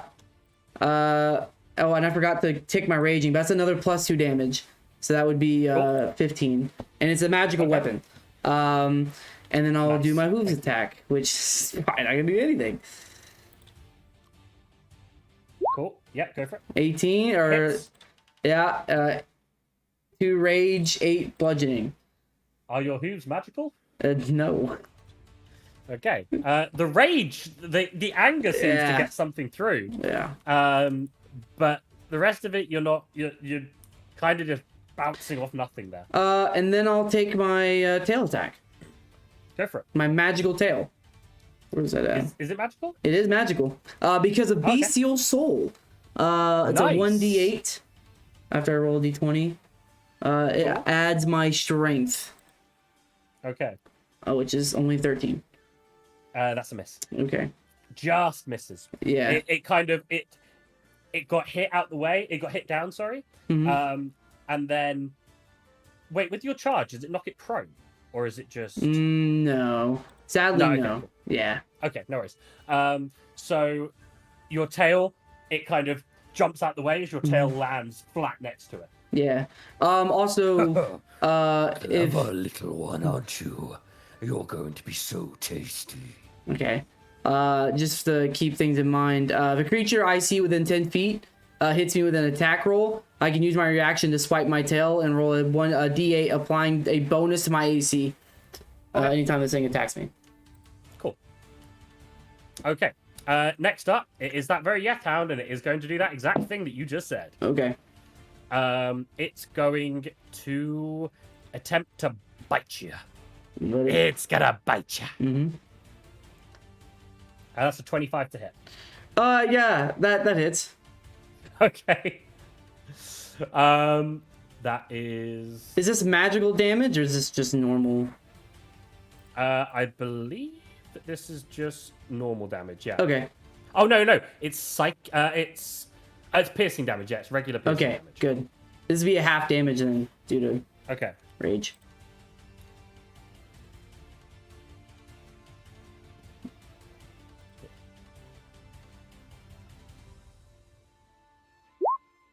Okay, 13 points of damage, halved to 6 points of damage. I just smile, and just say, "Is that all you got?" Oh, what a pretty face. I cannot wait to take it for my own. I'm gonna clean my face with your blood. Cool. Okay, next up is Aurora. Awesome. Without coming out of the range of this darkling next to me, I'm gonna just fly around his head a little bit. Okay. And Your mic And- cut out for all of that. Yeah. Grendel, close your eyes. Grendel turns No. to look Yeah, just look directly directly. What? And she swirls her hand around, and colors start forming in her hand. And as she pushes it forward in a 15-foot cone, from her come these colors spraying out of her, and it should hit both the Starkling and the Hound, and also Okay. Grendel. So what we're gonna do is I'm gonna roll a 10d6. What attack is this? It's color spray. What, and- color sprays? Color In sprays? hang on. In descending order of these three creatures, whoever has the lowest hit points first is affected by this. So you know that I don't. Okay. But up to 32 points. So whoever is lowest, and then deduct that from the 32, and then whoever is part of, like, is affected is blinded until the end of my Okay. next turn, I think, or till my next turn or something. Okay. So, wait, let me take a look at, because I don't know what color spray. I would just want to read this quickly. So I can throw it in the chat for If everyone. you could, that would be great. If I could just read that. Sorry. No, that's all right. It's all right. There we go. It's on me for not knowing. A dazzling array of flashing coloured lights from round roll 60-10, not 10d6. Oh, same. Does it matter? It definitely 10d, has to, 60, 60. Okay. Yeah, it's a big difference. Uh, Total is how many hit points of creatures this spell can affect. Creatures in a 50. Okay. so 36 So- points then. 36 points then. Cool. So the creature has the lowest current hit points of each creature affected by the spell.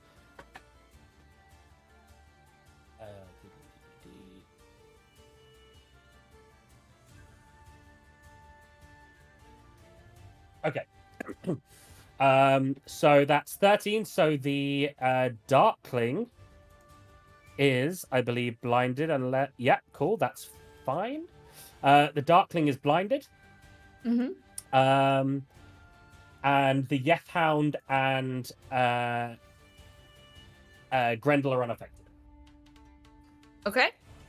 Because it takes and the then- 13 off from the 36, leaves us Yeah. with 23, and they've both got more than that hit points than that. Okay, fine. And then I believe it now can't take a reaction if it's blinded, so I want to fly up as high as I can. Cool. As you fly up, it takes an attack of opportunity because it does have blind sight. Okay, of course it does. Of course it does. 30 feet of blind sight. They are darklings. They love the dark. Cool. But magical blindness doesn't affect them differently? I don't think so. No, it's just blind. So they don't. It's Okay. not dark vision. It's blind sight. Okay. So he's Um, not actually blinded. It's only 30 Well, feet of range. You can only see okay. within 30 feet. It's that kind of tremor sense that other creatures kind of get. It's that kind of thing. Okay, then So 22 to hit. 22. Yeah. Yeah, that hits. Cool.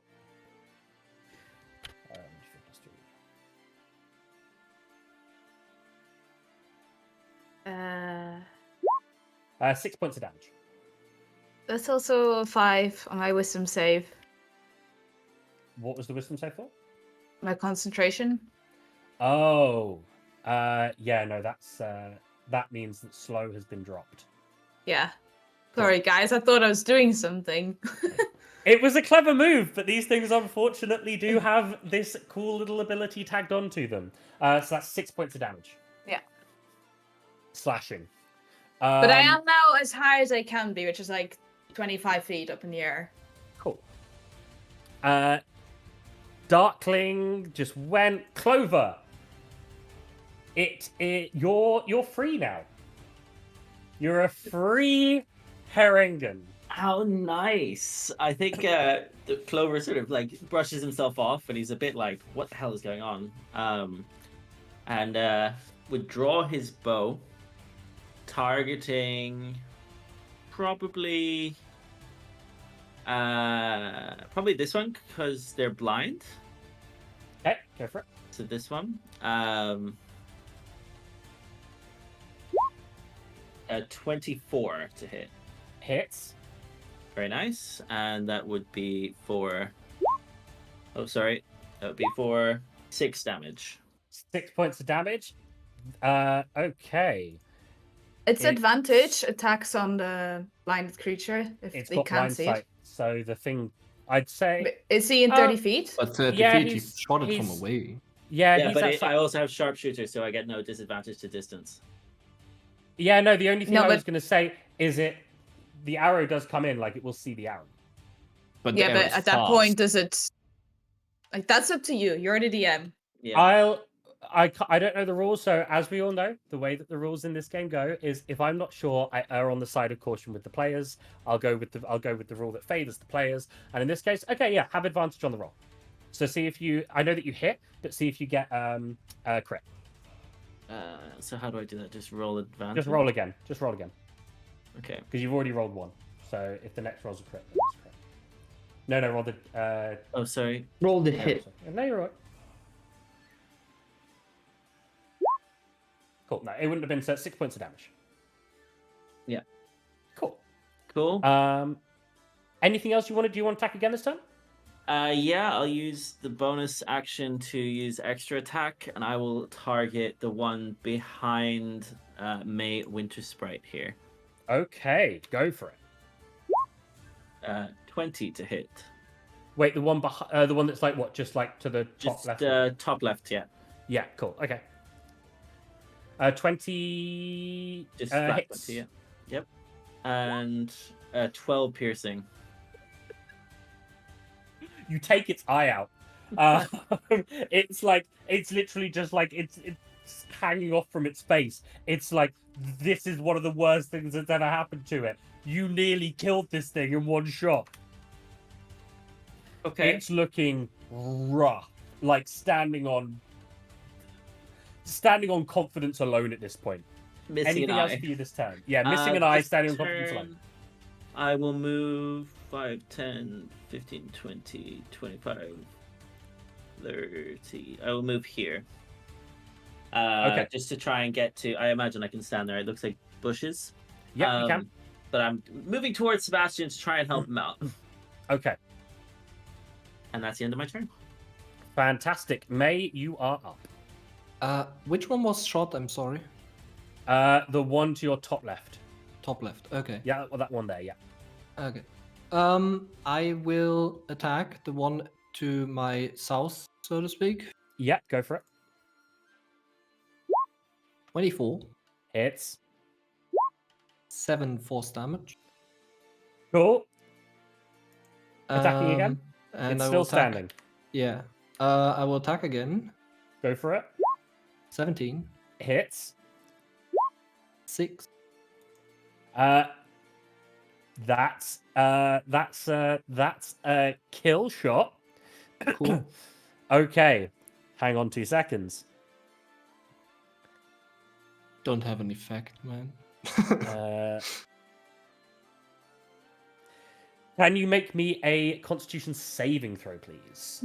Oh, that's my As greatest thing ever. The Darkling, having taken a death wound, its body turns to ash and a bright explosion flashes from its body. You were looking straight at the thing as you caused this to happen, and you are blinded. Haha. Sure, thank you. You're blinded until the end of your next turn. How the okay, okay, so that one is down. Oh, cool. It is dead. I will move over here. Okay. And I will use my flurry of blows. Go for it. So I With get 2 disadvantage? unarmed. Yeah.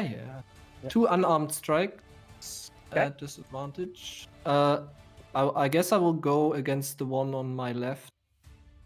Leader one. Yeah, go for it. Grandma. 18. An 18 hits. 10. 10 points of force damage. Okay. Cool. You got a... And I got another hit Yeah, go for to do, and I will use it on the one at the top. Okay, go for it. 22. Hits. 7. 7. Cool. You can blind me again, it's fine. I'm not going to make you do it again, but you're already blinded. So this time you just kind of feel the force of it rather than see it anyway. Actually see the blast. But it is indeed slain. Can Look I at ask you something? speeding through them. Can I Go for it. ask something about the Yeah. blinding? Right, I have Yes. that mask on. Right. Would that give me like I don't know No. something? Bad. Nice try. Good try. I appreciate it. Okay, next up is the freaking one of the remaining Darklings, actually. I've got a couple left on there. Cool. The slow is gone. So this one is going to go for our cleric over here. Sure, come at me, bro. Oh, he will. He's going to come at you with a big old dagger. Does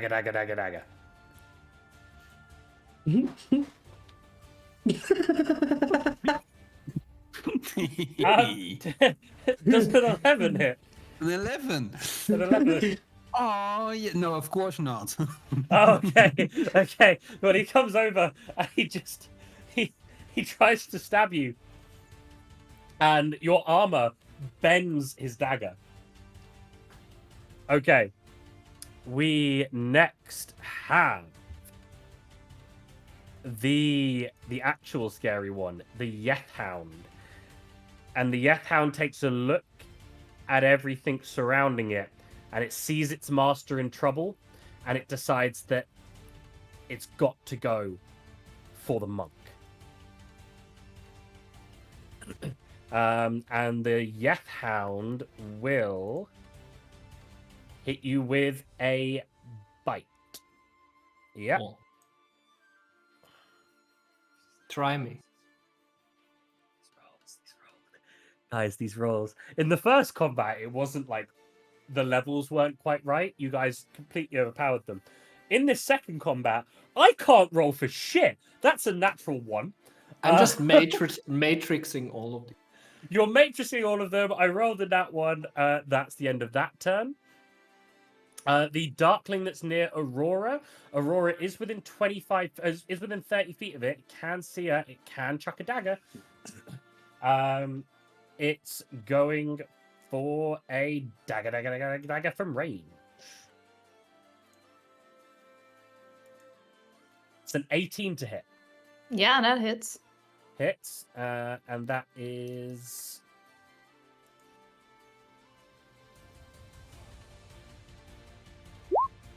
Ooh, not that. Nearly. I did it the wrong way around. Ignore it. To 5 points of damage. Okay. Okay. Katie, at this point, is kind of just underneath, well, like, hiding right behind Candelaria's legs. And she feels pretty safe where she is. Finton, is it retribution time? I definitely look down on this Darkling, like, Hi! I'll get my hand and I'll put it on his head while I cast Inflict Wounds. Oh, that's nasty! And that's a melee spell attack, so it would hit. Yeah, it is. Which is an 8, would definitely miss. Yeah, that's a miss, unfortunately. It sees you like bringing your hand down. You do it in that kind of like old man slow way. You're kind of giggling to yourself. You've like, Giggity. and the Darkling just goes, no, not today. I'll just look at him and lucky boy now. Oh god. Can we just ask a question that someone pointed out that might make sense? When I'm blind, do people have advantage on attacks on me? I should have had advantage on the attack on you, shouldn't I? Ah, well, Cool. we'll move on. They won't should we? roll. Nah, we'll roll that now. I've already Yeah, rolled in yeah. favour of Yeah. the team. Let's give it another go. He's so. That's a 24 to hit. Oh, What? A 24 to hit. That actually hits, yes. I shouldn't Oh. say anything. Yes, you should. Silvery okay. barbs. Is that in Go range? for it. Yeah, what's the range in Silvery Bobs? 60 feet. Oh yeah, 60 that, feet, that's you're in range. well in range. Cool. It's So you got to re-roll. Re-roll, Okay. okay. Do you re-roll the complete thing? Nah, I just re-rolled 1d20, isn't it? Yeah. Mhm. Re-rolled the Yeah. d20. Oh, okay. Yeah. Sorry. That's a 9. you just can't let him have a hit. Yeah, 9 doesn't You hit. can I'm also sorry. give someone 9 doesn't advantage. hit? No, what a shocker. It gives You can advantage. choose a different target you see within range. You can also give someone advantage. Yes, I can, and You it then will choose be. another. I see.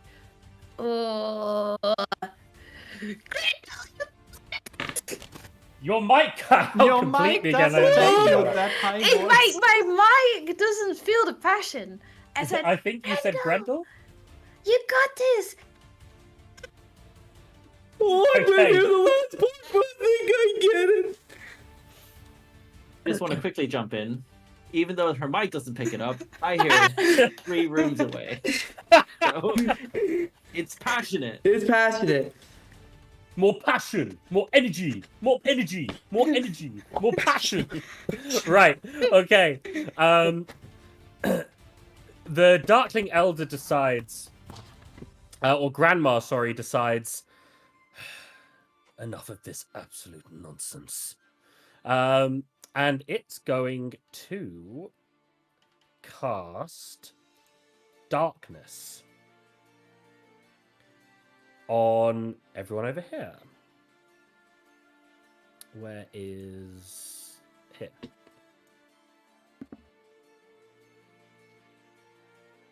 Ow. Why? I'm right in front of you. Are you scared? There. So everyone in that circle is now. Oh no, it has to be over half this square. So I will go for probably this one. Yeah, there. Can draw squares. No, it's a circle. Sorry, it's got. I mean, it's got to cover half the half see. the square for it to be affected, and I wanted Grendel to be affected. So, everyone in here is now covered in darkness. Let me just stick it on Linger.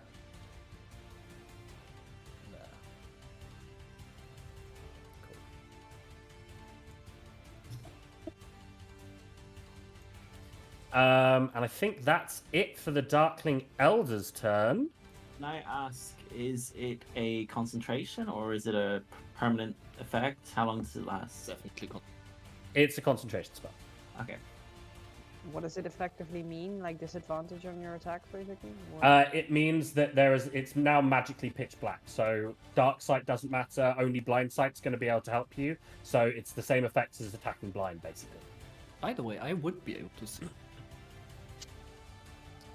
You But have you're blind not sight? here. Nice. No, my visage gives me sight in darkness Oh, for cool. 120 feet, no matter if it's magical or not. Interesting. Yes. Well, you can see through that. I can actually see through it. I can still see inside there. I also have umbral sight, so I can see everything that's happening as well. Nice. Okay, cool. And it lasts up to 10 minutes. Okay. And that's it for the Darkling Elder's turn. Candelaria, you're up. So can I like use my superior bunny hearing to go here? I think you can go there, but you will still be acting with disadvantage when you attack. Yeah, well, it's a risk that I'm gonna have to take because, well, I'm not frightened anymore. Even though it's dark, I'm kind of like, well, I can't be useless in this fight. And, well, if I can, I would like to attack this one with my helmet, for even it. if it is Go with for it. disadvantage. Go for it, yeah. Attack with disadvantage. An 11. 11. I think that still hits, but let me just double check. Hmm? No, sorry, that's a miss. My bad. Okay, let me try again. As I'm Give it just, another crack. Like, I'm just like waving that helmet around and hope it hits something. Well, a 10. That's another miss, I'm afraid. I'm gonna action surge it. I want to Go for go. it. I want to try again. Have you got any action surge? You used one last session. You haven't had a short rest yet. Oh, haven't you? No. Well, in that case, I can't. No. Okay. Doesn't come back on level up, does it? No, I haven't. I said, yeah, no. You get new abilities, bad. but I'm not giving it back on level up. No. No. Okay. I I thought it might have, but it didn't. Okay. unfortunately not. No. Is that it for your turn? Yeah, it is then. Okay, cool. Grendel. Yeah. As you guys see, Grendel's grabbing his legs. He's experiencing a major leg cramp right now. And he's completely what in real life. Yes, it's actually in real time. I'm experiencing a terrible leg cramp. This is terrible. In my rage, okay. Question for DM. I know the normally. creatures in front of me. It's a straight.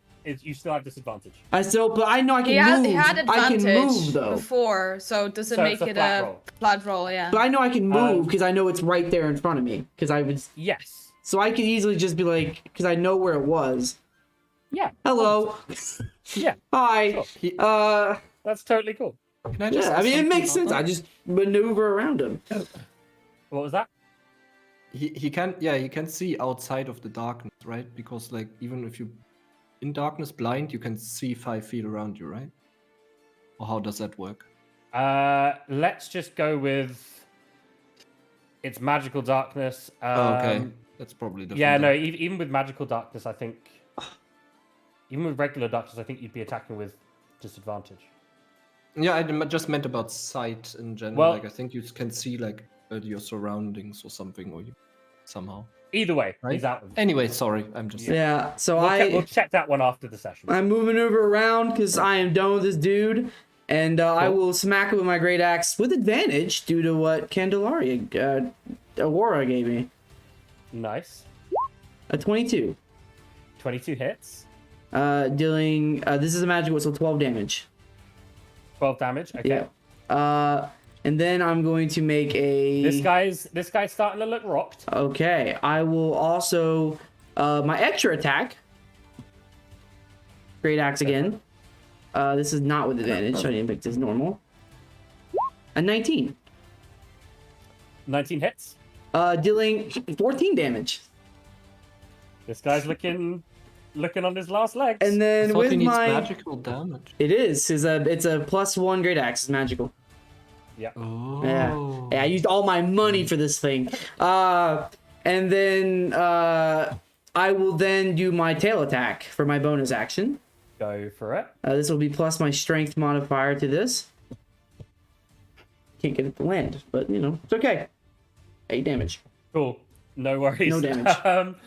Right. That leads us on to this very, very pissed off Yethound. I will die for my master, and you will lose your life in return. And this Yethound is gonna...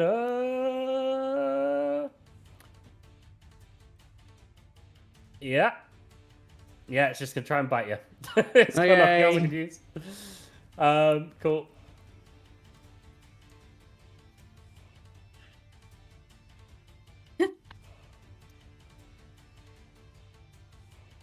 It'd be nice to roll above a 3 at some point this session. It'd be nice to roll.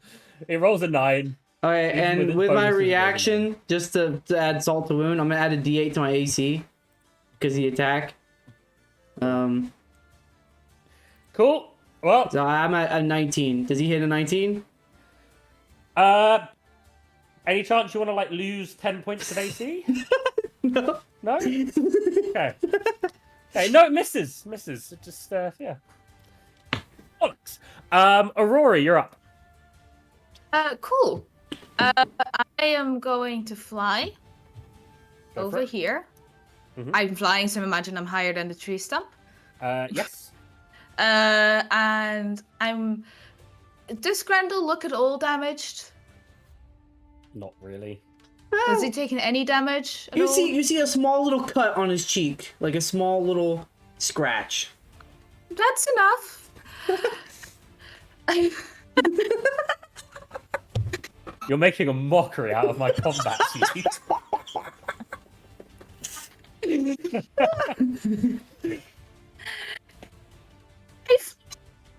And she casts Wither and Bloom, but basically around Grendel. Can you translate that breakout for us, Paddy? Because we didn't hear it on the I said, grow my flowers.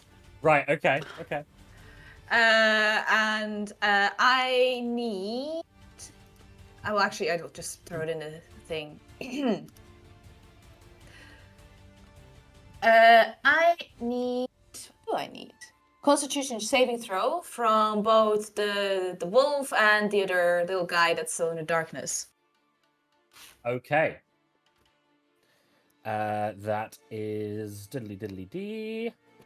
Constitution saving throw from the Ythund. And 14?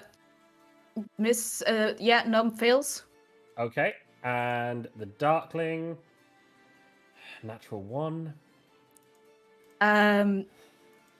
Yep, so they both take 7 necrotic damage. And Grendel, you can use a hit dice if you want to heal sorry. up. I need to work out how this works. Okay. It's non-magical light flashes out from it, so nothing happens because of the darkness. You killed the. You hear some screaming of pain as the Darkling inside dies. And this Yethound not looking good. Okay. Hope it was some Candelaria. Candelaria's in there. Yeah, and I would just fly high and dry up in the sky. Nice. I can't see anything. I'm coming, beautiful rabbit. Okay, Clover, you are up. Okay, first thing Clover is gonna do is try to cast Silence on this dude here, the Elder. Okay. I'm going to target, because it's a 20-foot radius sphere, I'm going to target basically past May Winter Sprite. Let me see, 5, 10. So about here. Okay.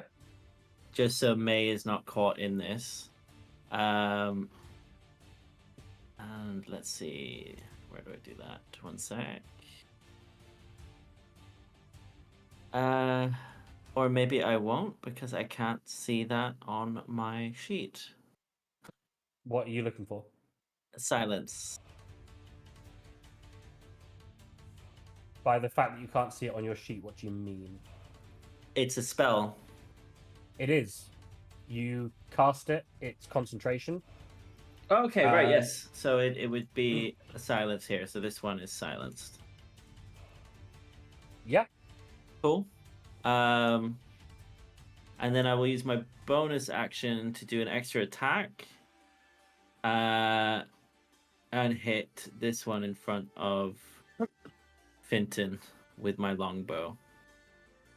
You can't see it. What is this in front of me? It is a tree stump.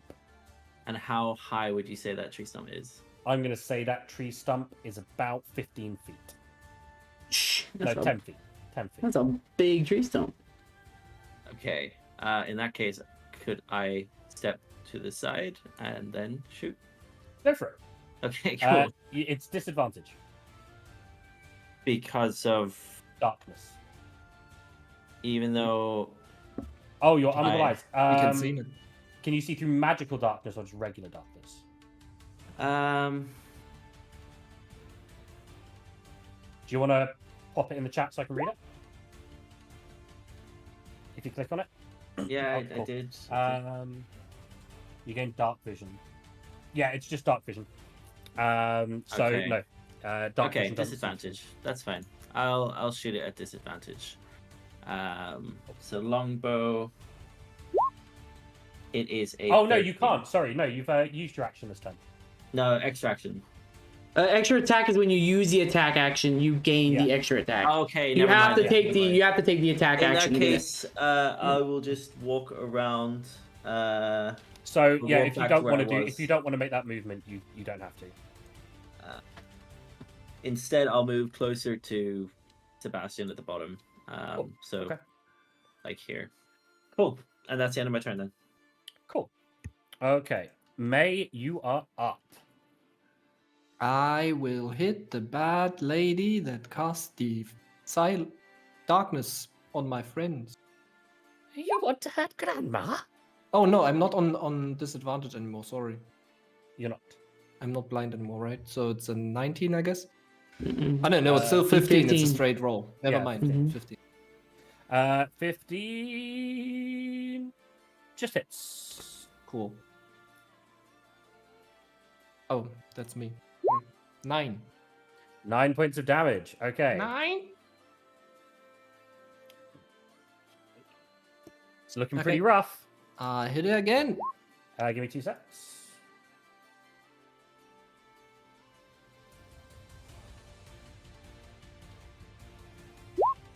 Cool, it's fine. Keeps his concentration up. Go for it. A 14. 14 misses. Okay. And I go for flurry of blows. Cool. Misses. What the 11 hell? misses. And I go again. 24. 24 hits. 11. Okay, now let's. How does this grandma look? Grandma is dead, but make me a Constitution saving throw. Sure. 18. You succeed. Okay, that's Grandma dead, Cool. and that is the darkness dissipated. Damn, I didn't even get to use the special darkness attack. Are you Darkness attack. okay? Ooh, this combat's been rough for me. Cool. And I will step in between the people down there and the hound. Okay. And that's my. Cool. Okay. This Darkling is up next, and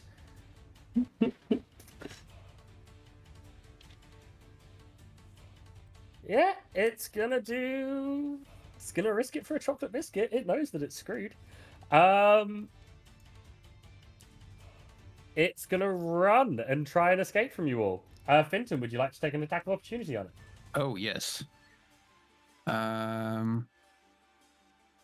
me see what we are gonna use. I'm just gonna use my mace, I guess. Cool, go for it.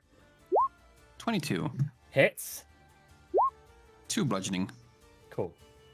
It takes a shot, but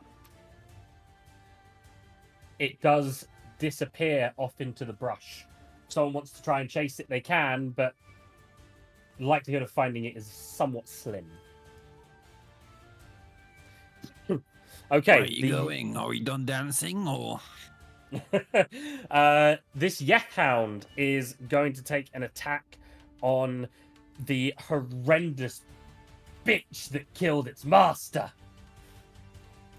It's going to make a bite attack on you. 17 to hit. No, thank you. Damn. That's it for its turn. Next up, Katie. Katie actually, no, actually, she thinks about going up towards Finton and then thinks better of it. Finton, it's your turn. That's so unfair. She does not know me. Yes. You give off vibes, dude, and they're not good vibes. Oh, shoot. Always trust the cleric. Well, first of all, I'm like, dude, where you go? We weren't done.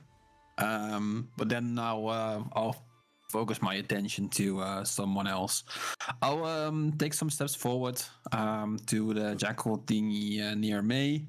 Okay. And I'll use Guiding Bolt. Go for it. Which is a 9, which obviously misses. A 9 misses, yes, unfortunately. Yeah, so my rolls are shit today. Sorry, guys. Just a normal me. Yeah, and that will be the end of my turn. Cool. Okay. That means Candelaria, you are up.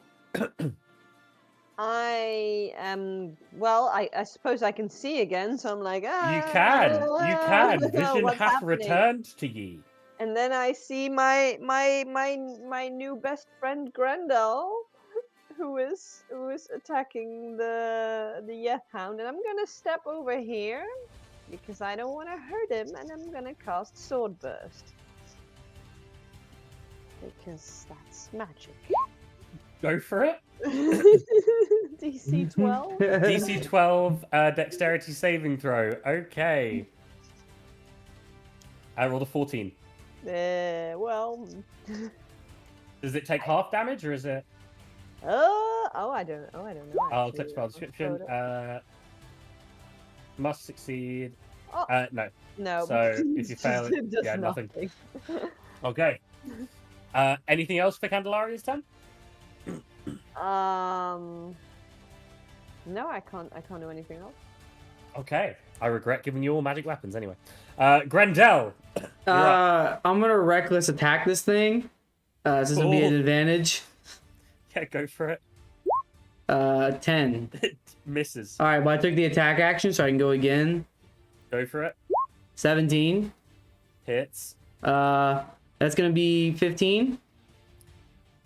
You cut its head off. All right, and then I'm gonna immediately take. It had 1 hit point left. It had 1 left. I'm taking my 50 feet of movement, and I am going after the dude that just ran out to the woods. In my fury of rage, I'm going after him. Can I get to him in 50 feet? I don't see where he's at. Like, okay. No. Okay. I'll go after him. All 50 feet will chase me off the map. Cool. Yeah, we won't do that yet. Nice. Okay. Well, this one's dead, so that's not getting a turn. Aurora, you're up. Oh, God, I'm gonna start making these combats so hard. This might be a bad idea. Da-da-da. And she flies over to this guy, Right. lands next to him, Okay. and casts Thunderclap. Do it. And I need a DC 16 Constitution. Okay. What are my rolls tonight? That was a 5. It takes 10 thunder damage. Ooh. Oh, but you're... Oh, no, sorry, Aurora, do you have anything else you'd like to do this turn? I have 5 feet of movement left, I think, so I'm just sort of... I'm hoping people do stuff. So I'm gonna just make myself real small and hope for the best. Cool. Okay. Clover, that's you up. So on this turn, I would like to cast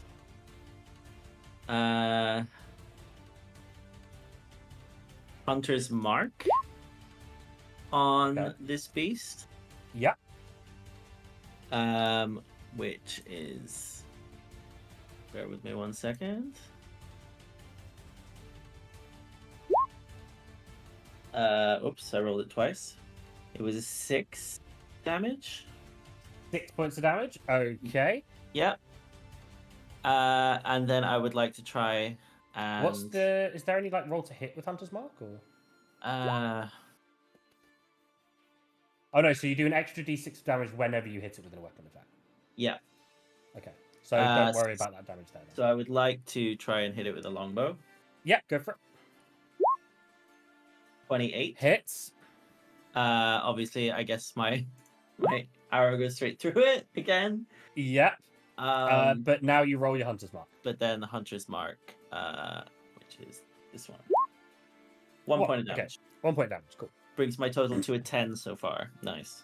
Nice. Cool. And then I'd like to move in front of Sebastian, just like shielding him, but not interacting with him at all. And maybe He's in a cage.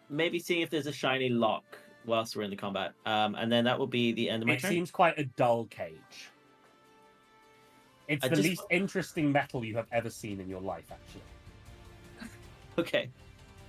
In that case, I'm definitely not looking at him at all. And I end my turn there. Cool. May, how do you want to end this?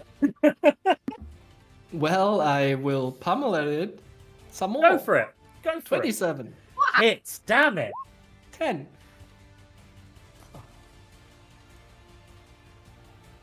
Yeah. And I guess for some extra effect, I will just take to the sky in front of its face and just hit it again. God damn it. How high do you go? Huh? How high do you go? What do you mean, how high do I go? Just How high like... do you go? You've got your astral arms. I'm wondering if you go beyond its range so it gets an opportunity attack. I just go 5 feet up. I just want to look at its face as I'm doing this. I'm sorry. Oh, I just wanted to. But I miss, I guess. It's a You 12. miss. I just want to hit you. And I just go with a flurry of blows. Oh, Jesus. And it's an 18. And it hits. 10. What happens to this poor creature that was loyal to its master? What do you do to it in its final death rattles? You see May just flurry around its head in this crazy spiral, but she doesn't hit it. It's just the arms that go and pummel it in a nice, Well, like pixie dust. the last thing it screams is "Master!" Go to sleep. As you kill another poor defenseless animal. You cruel people.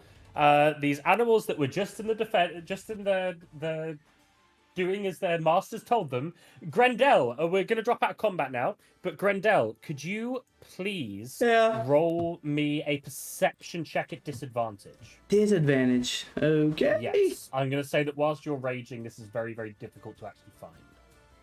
A 19. 19. Okay, let me roll. I'm not letting this motherfucker leave, bro.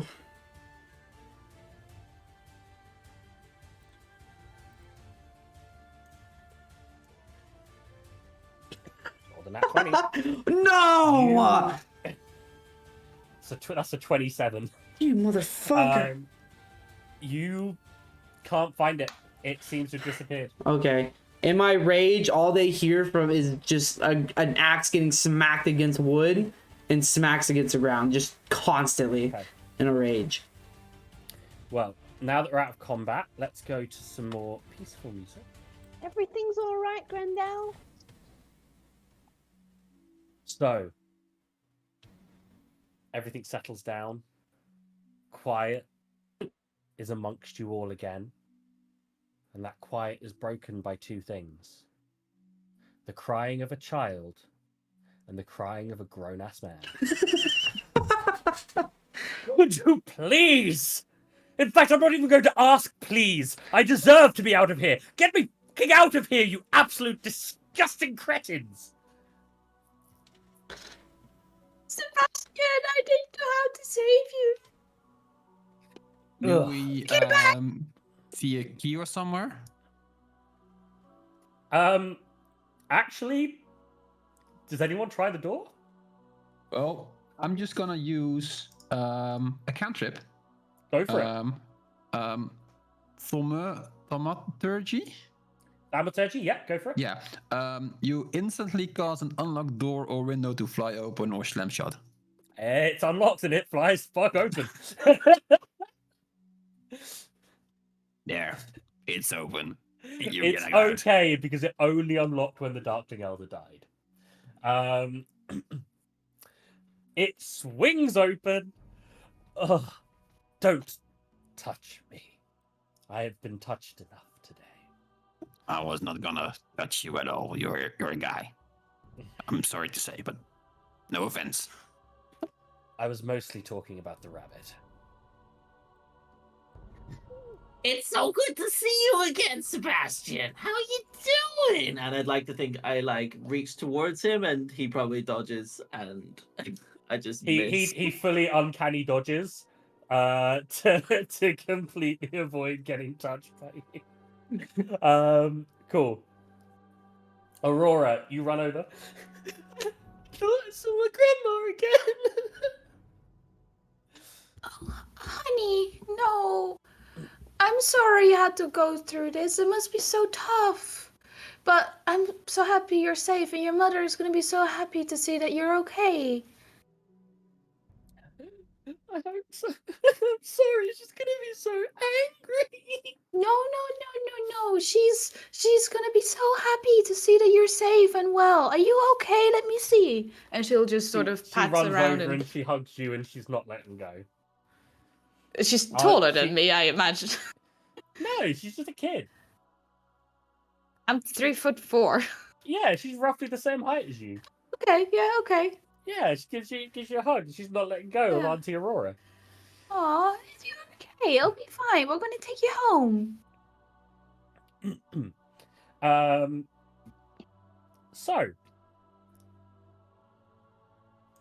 just before you guys start heading home, Oh no. as you're all focusing either on Sebastian or Katie, Grendel, Hi. you come out of the forests, and as you do come out of the forest, as you just did on the map, Yeah. you see there is a tiefling man with white commoner's garb, white commoner's top, kind of tan trousers, brown leather shoes, sitting on the tree stump, looking down at everyone.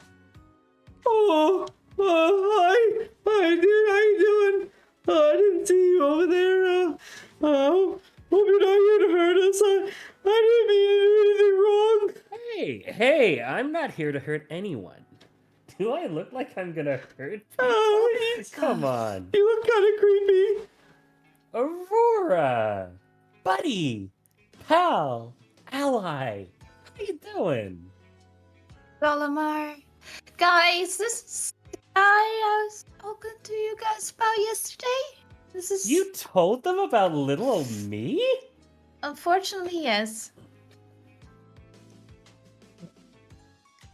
Well, how about we all gather round for story time with Zalimar? Sebastian says, you better have good reasoning for this. I do. I have some good reasons. Now, nice to meet you all, and I hope you're doing well.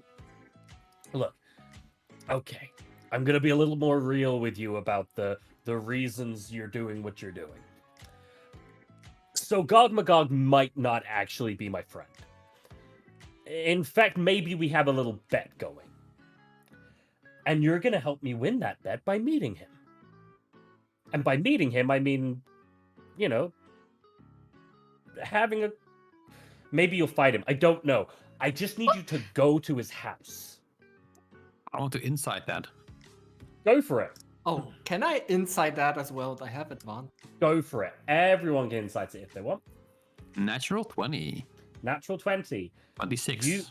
You realize with your natural 20 that you 20. cannot read him, and that there must be some way that there is no possible way you can read this man. Are you sure? God Yep. damn it. Even a natural 20 cannot roll this down. Grendel, however, with his natural 1, It makes total sense. Grendel, you think this man might make a good playmate. You think that he would probably be really cuddly and that he probably loves playing games. A new friend. Oh, A new friend. I love friends. And you know what? You know what else you think? Yeah.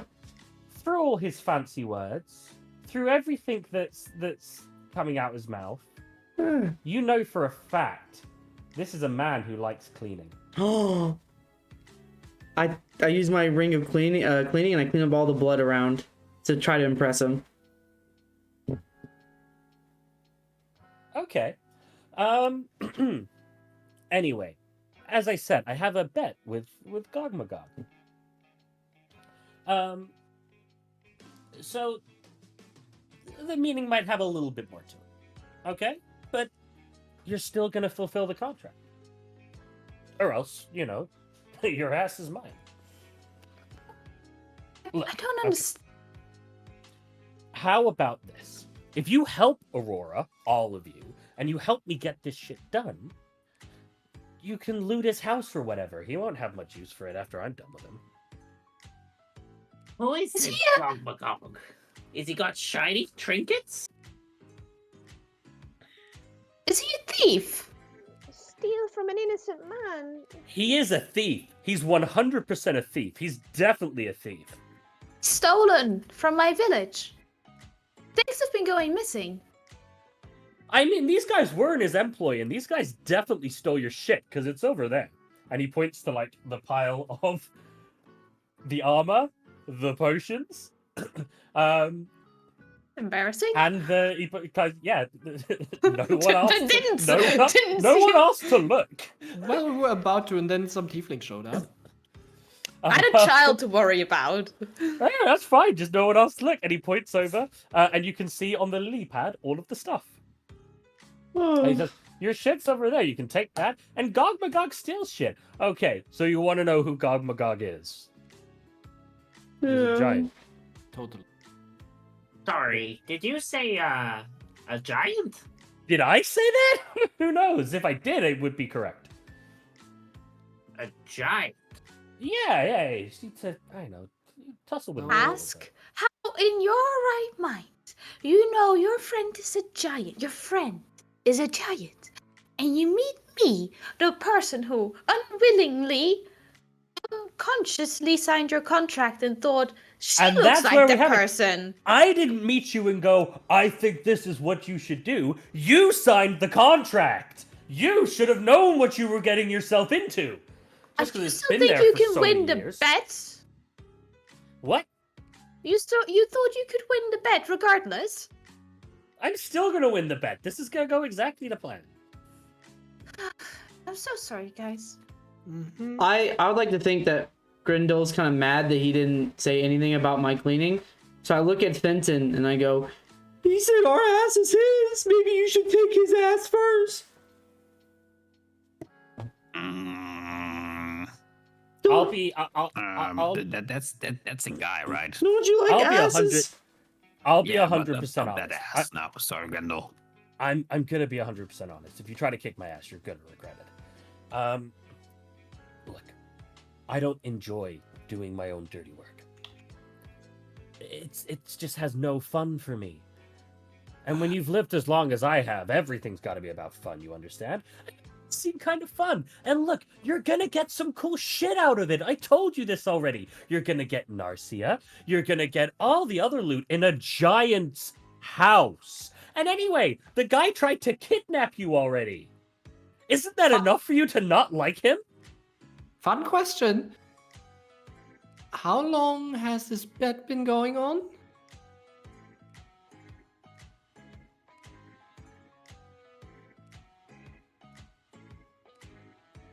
$362 of your mortal years?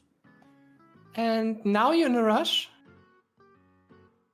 Well, yeah, because someone's finally signed the goddamn contract that I put away. You said it was only there for 30 years.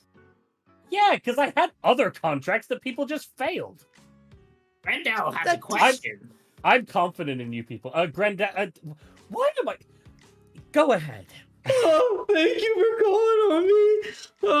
Can we maybe, I don't know, have like a little trade-in where, because we're doing this task for you, you give us something, as in like a promise that we'll get more on the completion of the contract to kind of get us a little motivated to complete the task of which you want us to do? Because in my circumstance, in my mindset, this arbitrary of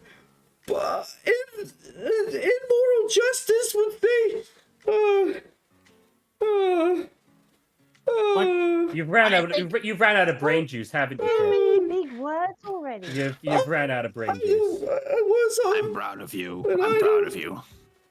I'm not. Anyway, yeah, of course, you can do the exact fucking thing I've just been saying for 5 minutes. You can loot his house. The agreement was, she does it, she gets Narcia, and if she doesn't do it, she's mine. What's Narcia? It's a harp. So wait, we're stealing? It's a talking, singing harp. It's a magical harp. We're stealing Very for important. a harp? You're not stealing, you're having a meeting. We have a shield then that I'll can win a bet. talk?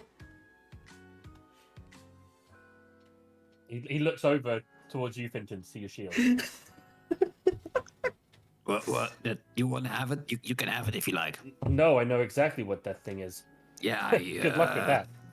Oh, why is that? Well, I believe I know the person who put the curse on it. What curse? The one that makes you blind every time you have naughty thoughts. Like the Green Strider! What's exactly the problem with that? Sorry, guys, I have to interrupt. I didn't catch your name, buddy.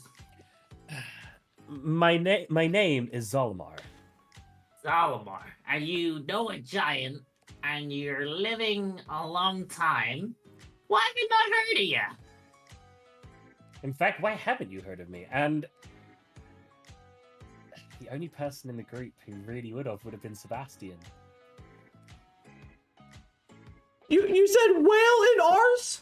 If anyone wants to So, how do we find run... this?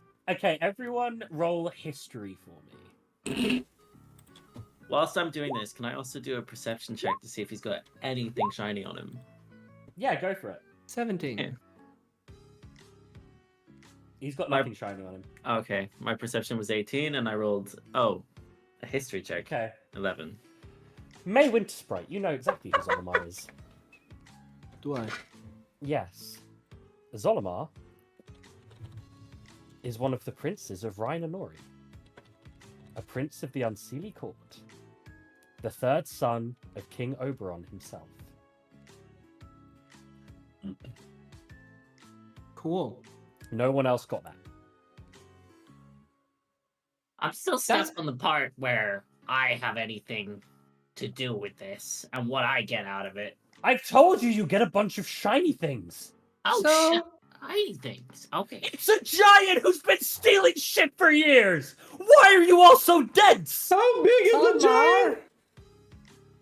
Friend? What do you want? This was meant to be easy. So- You just do the contract. So where is the giant's house? In the Sojourning Summits. It's on the way of your journey anyway. I've been Wait. listening into all the stuff you've been talking about. Wait, there's a contract. Don't we have to sign the contract too?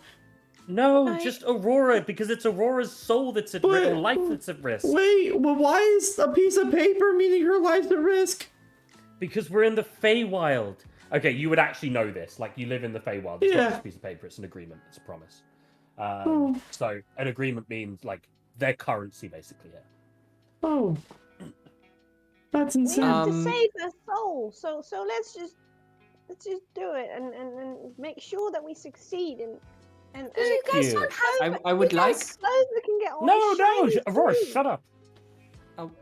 That's not very nice.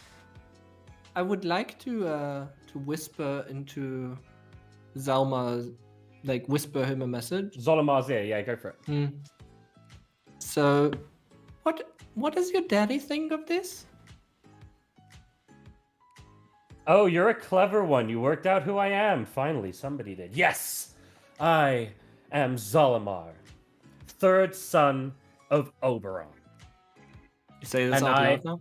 Yeah, he's replying to you out loud. He doesn't need to hide this from you. In fact, give me 2 seconds to load up the thing, because it's going to happen. In some stories, they call me Began. In other tales, I've played a role by the name of Avery. But here they know me best as Zolamar, third son of Oberon, the Seneschal of Silver, and the one trusted with managing much of my father's domain, which includes sourcing the help. Now, do as you're told before I start to get angry. Do you understand? No. Go meet with Gog Magog. So, God, my you- God. Okay. Listen, you want us to do this for you. We get it. But you know this person, Giant. You can probably at least provide us with some hints and tricks and things that he can deal with or work well against him. Zolamar goes up to your face, becomes the most terrifying thing you have ever seen. Make me a wisdom saving throw with disadvantage. Oh, sorry, I'll just roll again. 18. It's cool. You fail.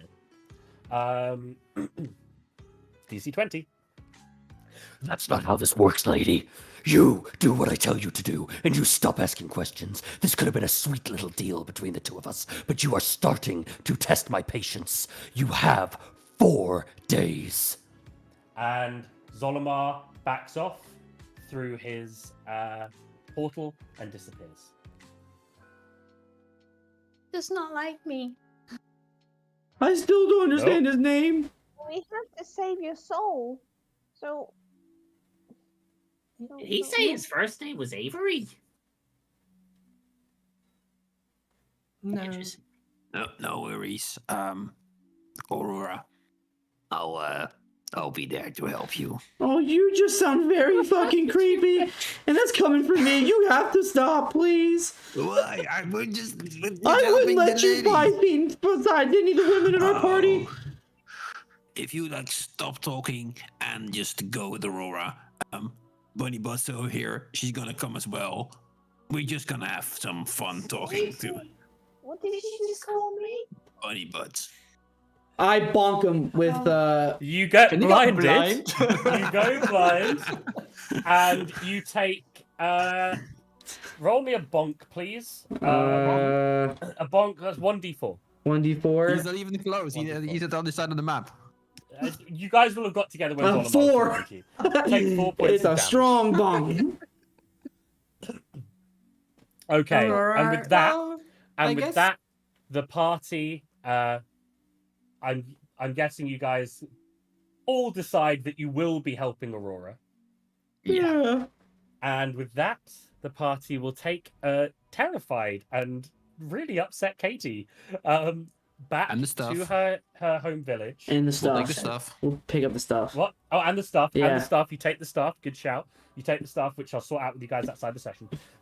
And you take the stuff, and you head back to the village, where we will start next session in Fernvale Grove. But for now, that's the end of today's session. Thank you, everyone, for watching. It's a pleasure to have you here. I hope you enjoy how this game is unfolding, how this story is unfolding.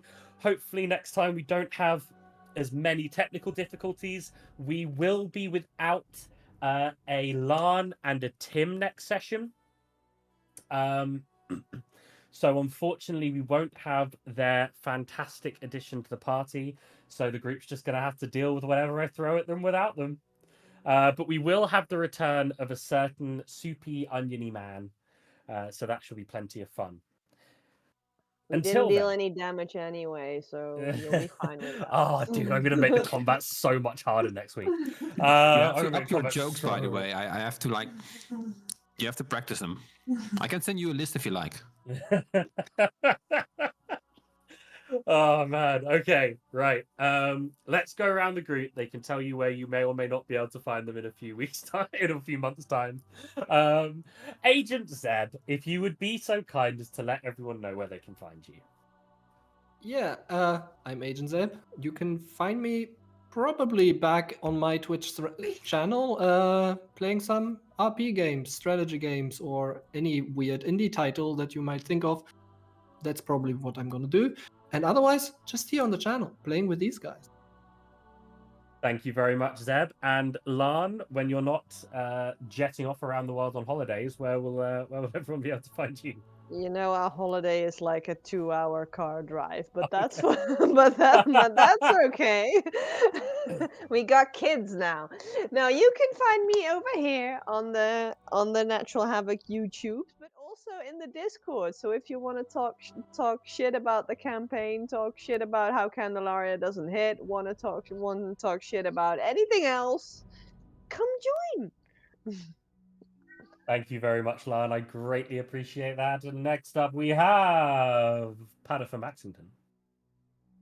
That is, I guess, a variation of my name. Yes. It's Paddy Max. Paddy Max. Hi guys, I'm Paddy Max. I currently do content over on a streaming platform of sorts. I'm still not entirely sure today whether it's gonna be a Twitch, Kick, YouTube, or whatever. Maybe it's all three. Maybe it's a mixture of the two. Who knows? But yeah, otherwise you can find me here or on my YouTube channel where there is most likely new videos out as well. So be sure to check those out.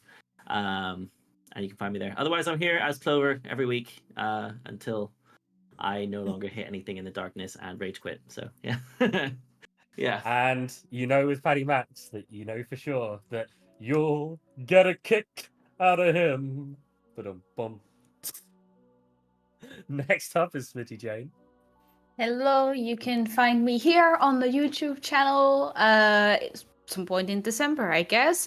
And otherwise, you may or may not find me over on Twitch.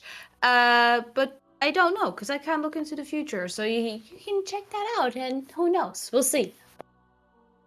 And thank you very much, Jane. That leaves us with Eagle next. Hello, I'm Eagle. You can mostly find me here, playing as Grindel or Fuzzles most of the time. You can also find me over on the YouTubes as well, seeing some Soul Link action with me, Patty, and Onion, and maybe some stuff in the future to be dropped. Who knows? We'll see. Fantastic. And Tim, when you are not jetting off for 2 hours in a car, where can we find you? Well, most of the time you can find me here on the Natural Havoc YouTube channel, and also as Lance said in the Discord, we're trying to chat up with you guys as much as we can. If you have questions, put them down low and get the crew to answer your questions. I'm actually very excited for questions when this campaign comes out. I'm very excited. Definitely. So feel free to spam them. We want your undivided attention to questions. Can I jump in really quick at the end here? Yes. How good is Zolamar's theme song? It's so good. I love Every it so time he much. comes on, I'm jamming away. Anyways, I'll let you say. You It's can so find a link to annoying, it's Zolomar's so theme good. tune in the description below. It's from I will fight. It's the link's going to be down there, and I'll give full on credit to the artist. I don't have the link at the moment that I can access. I can actually, but whilst I'm saying that, I'll say thank you all for coming and hanging out. I'm Rez. You can find me here. I'm not anywhere else at the moment. I might be bringing something out at some point, but who knows? No one else here knows about that. But it's by Rift Kitten and it's called Devious, and it's so cool. So with that, we'll bring the session to a close. Thank you for dealing with our technical difficulties today, and we will be back next time, where the party will be exploring Aurora's village and finally meeting the mysterious giant somehow, Gogmagog Blunderbore. Until then, look after yourselves in peace. Bye bye. We're out. Bye.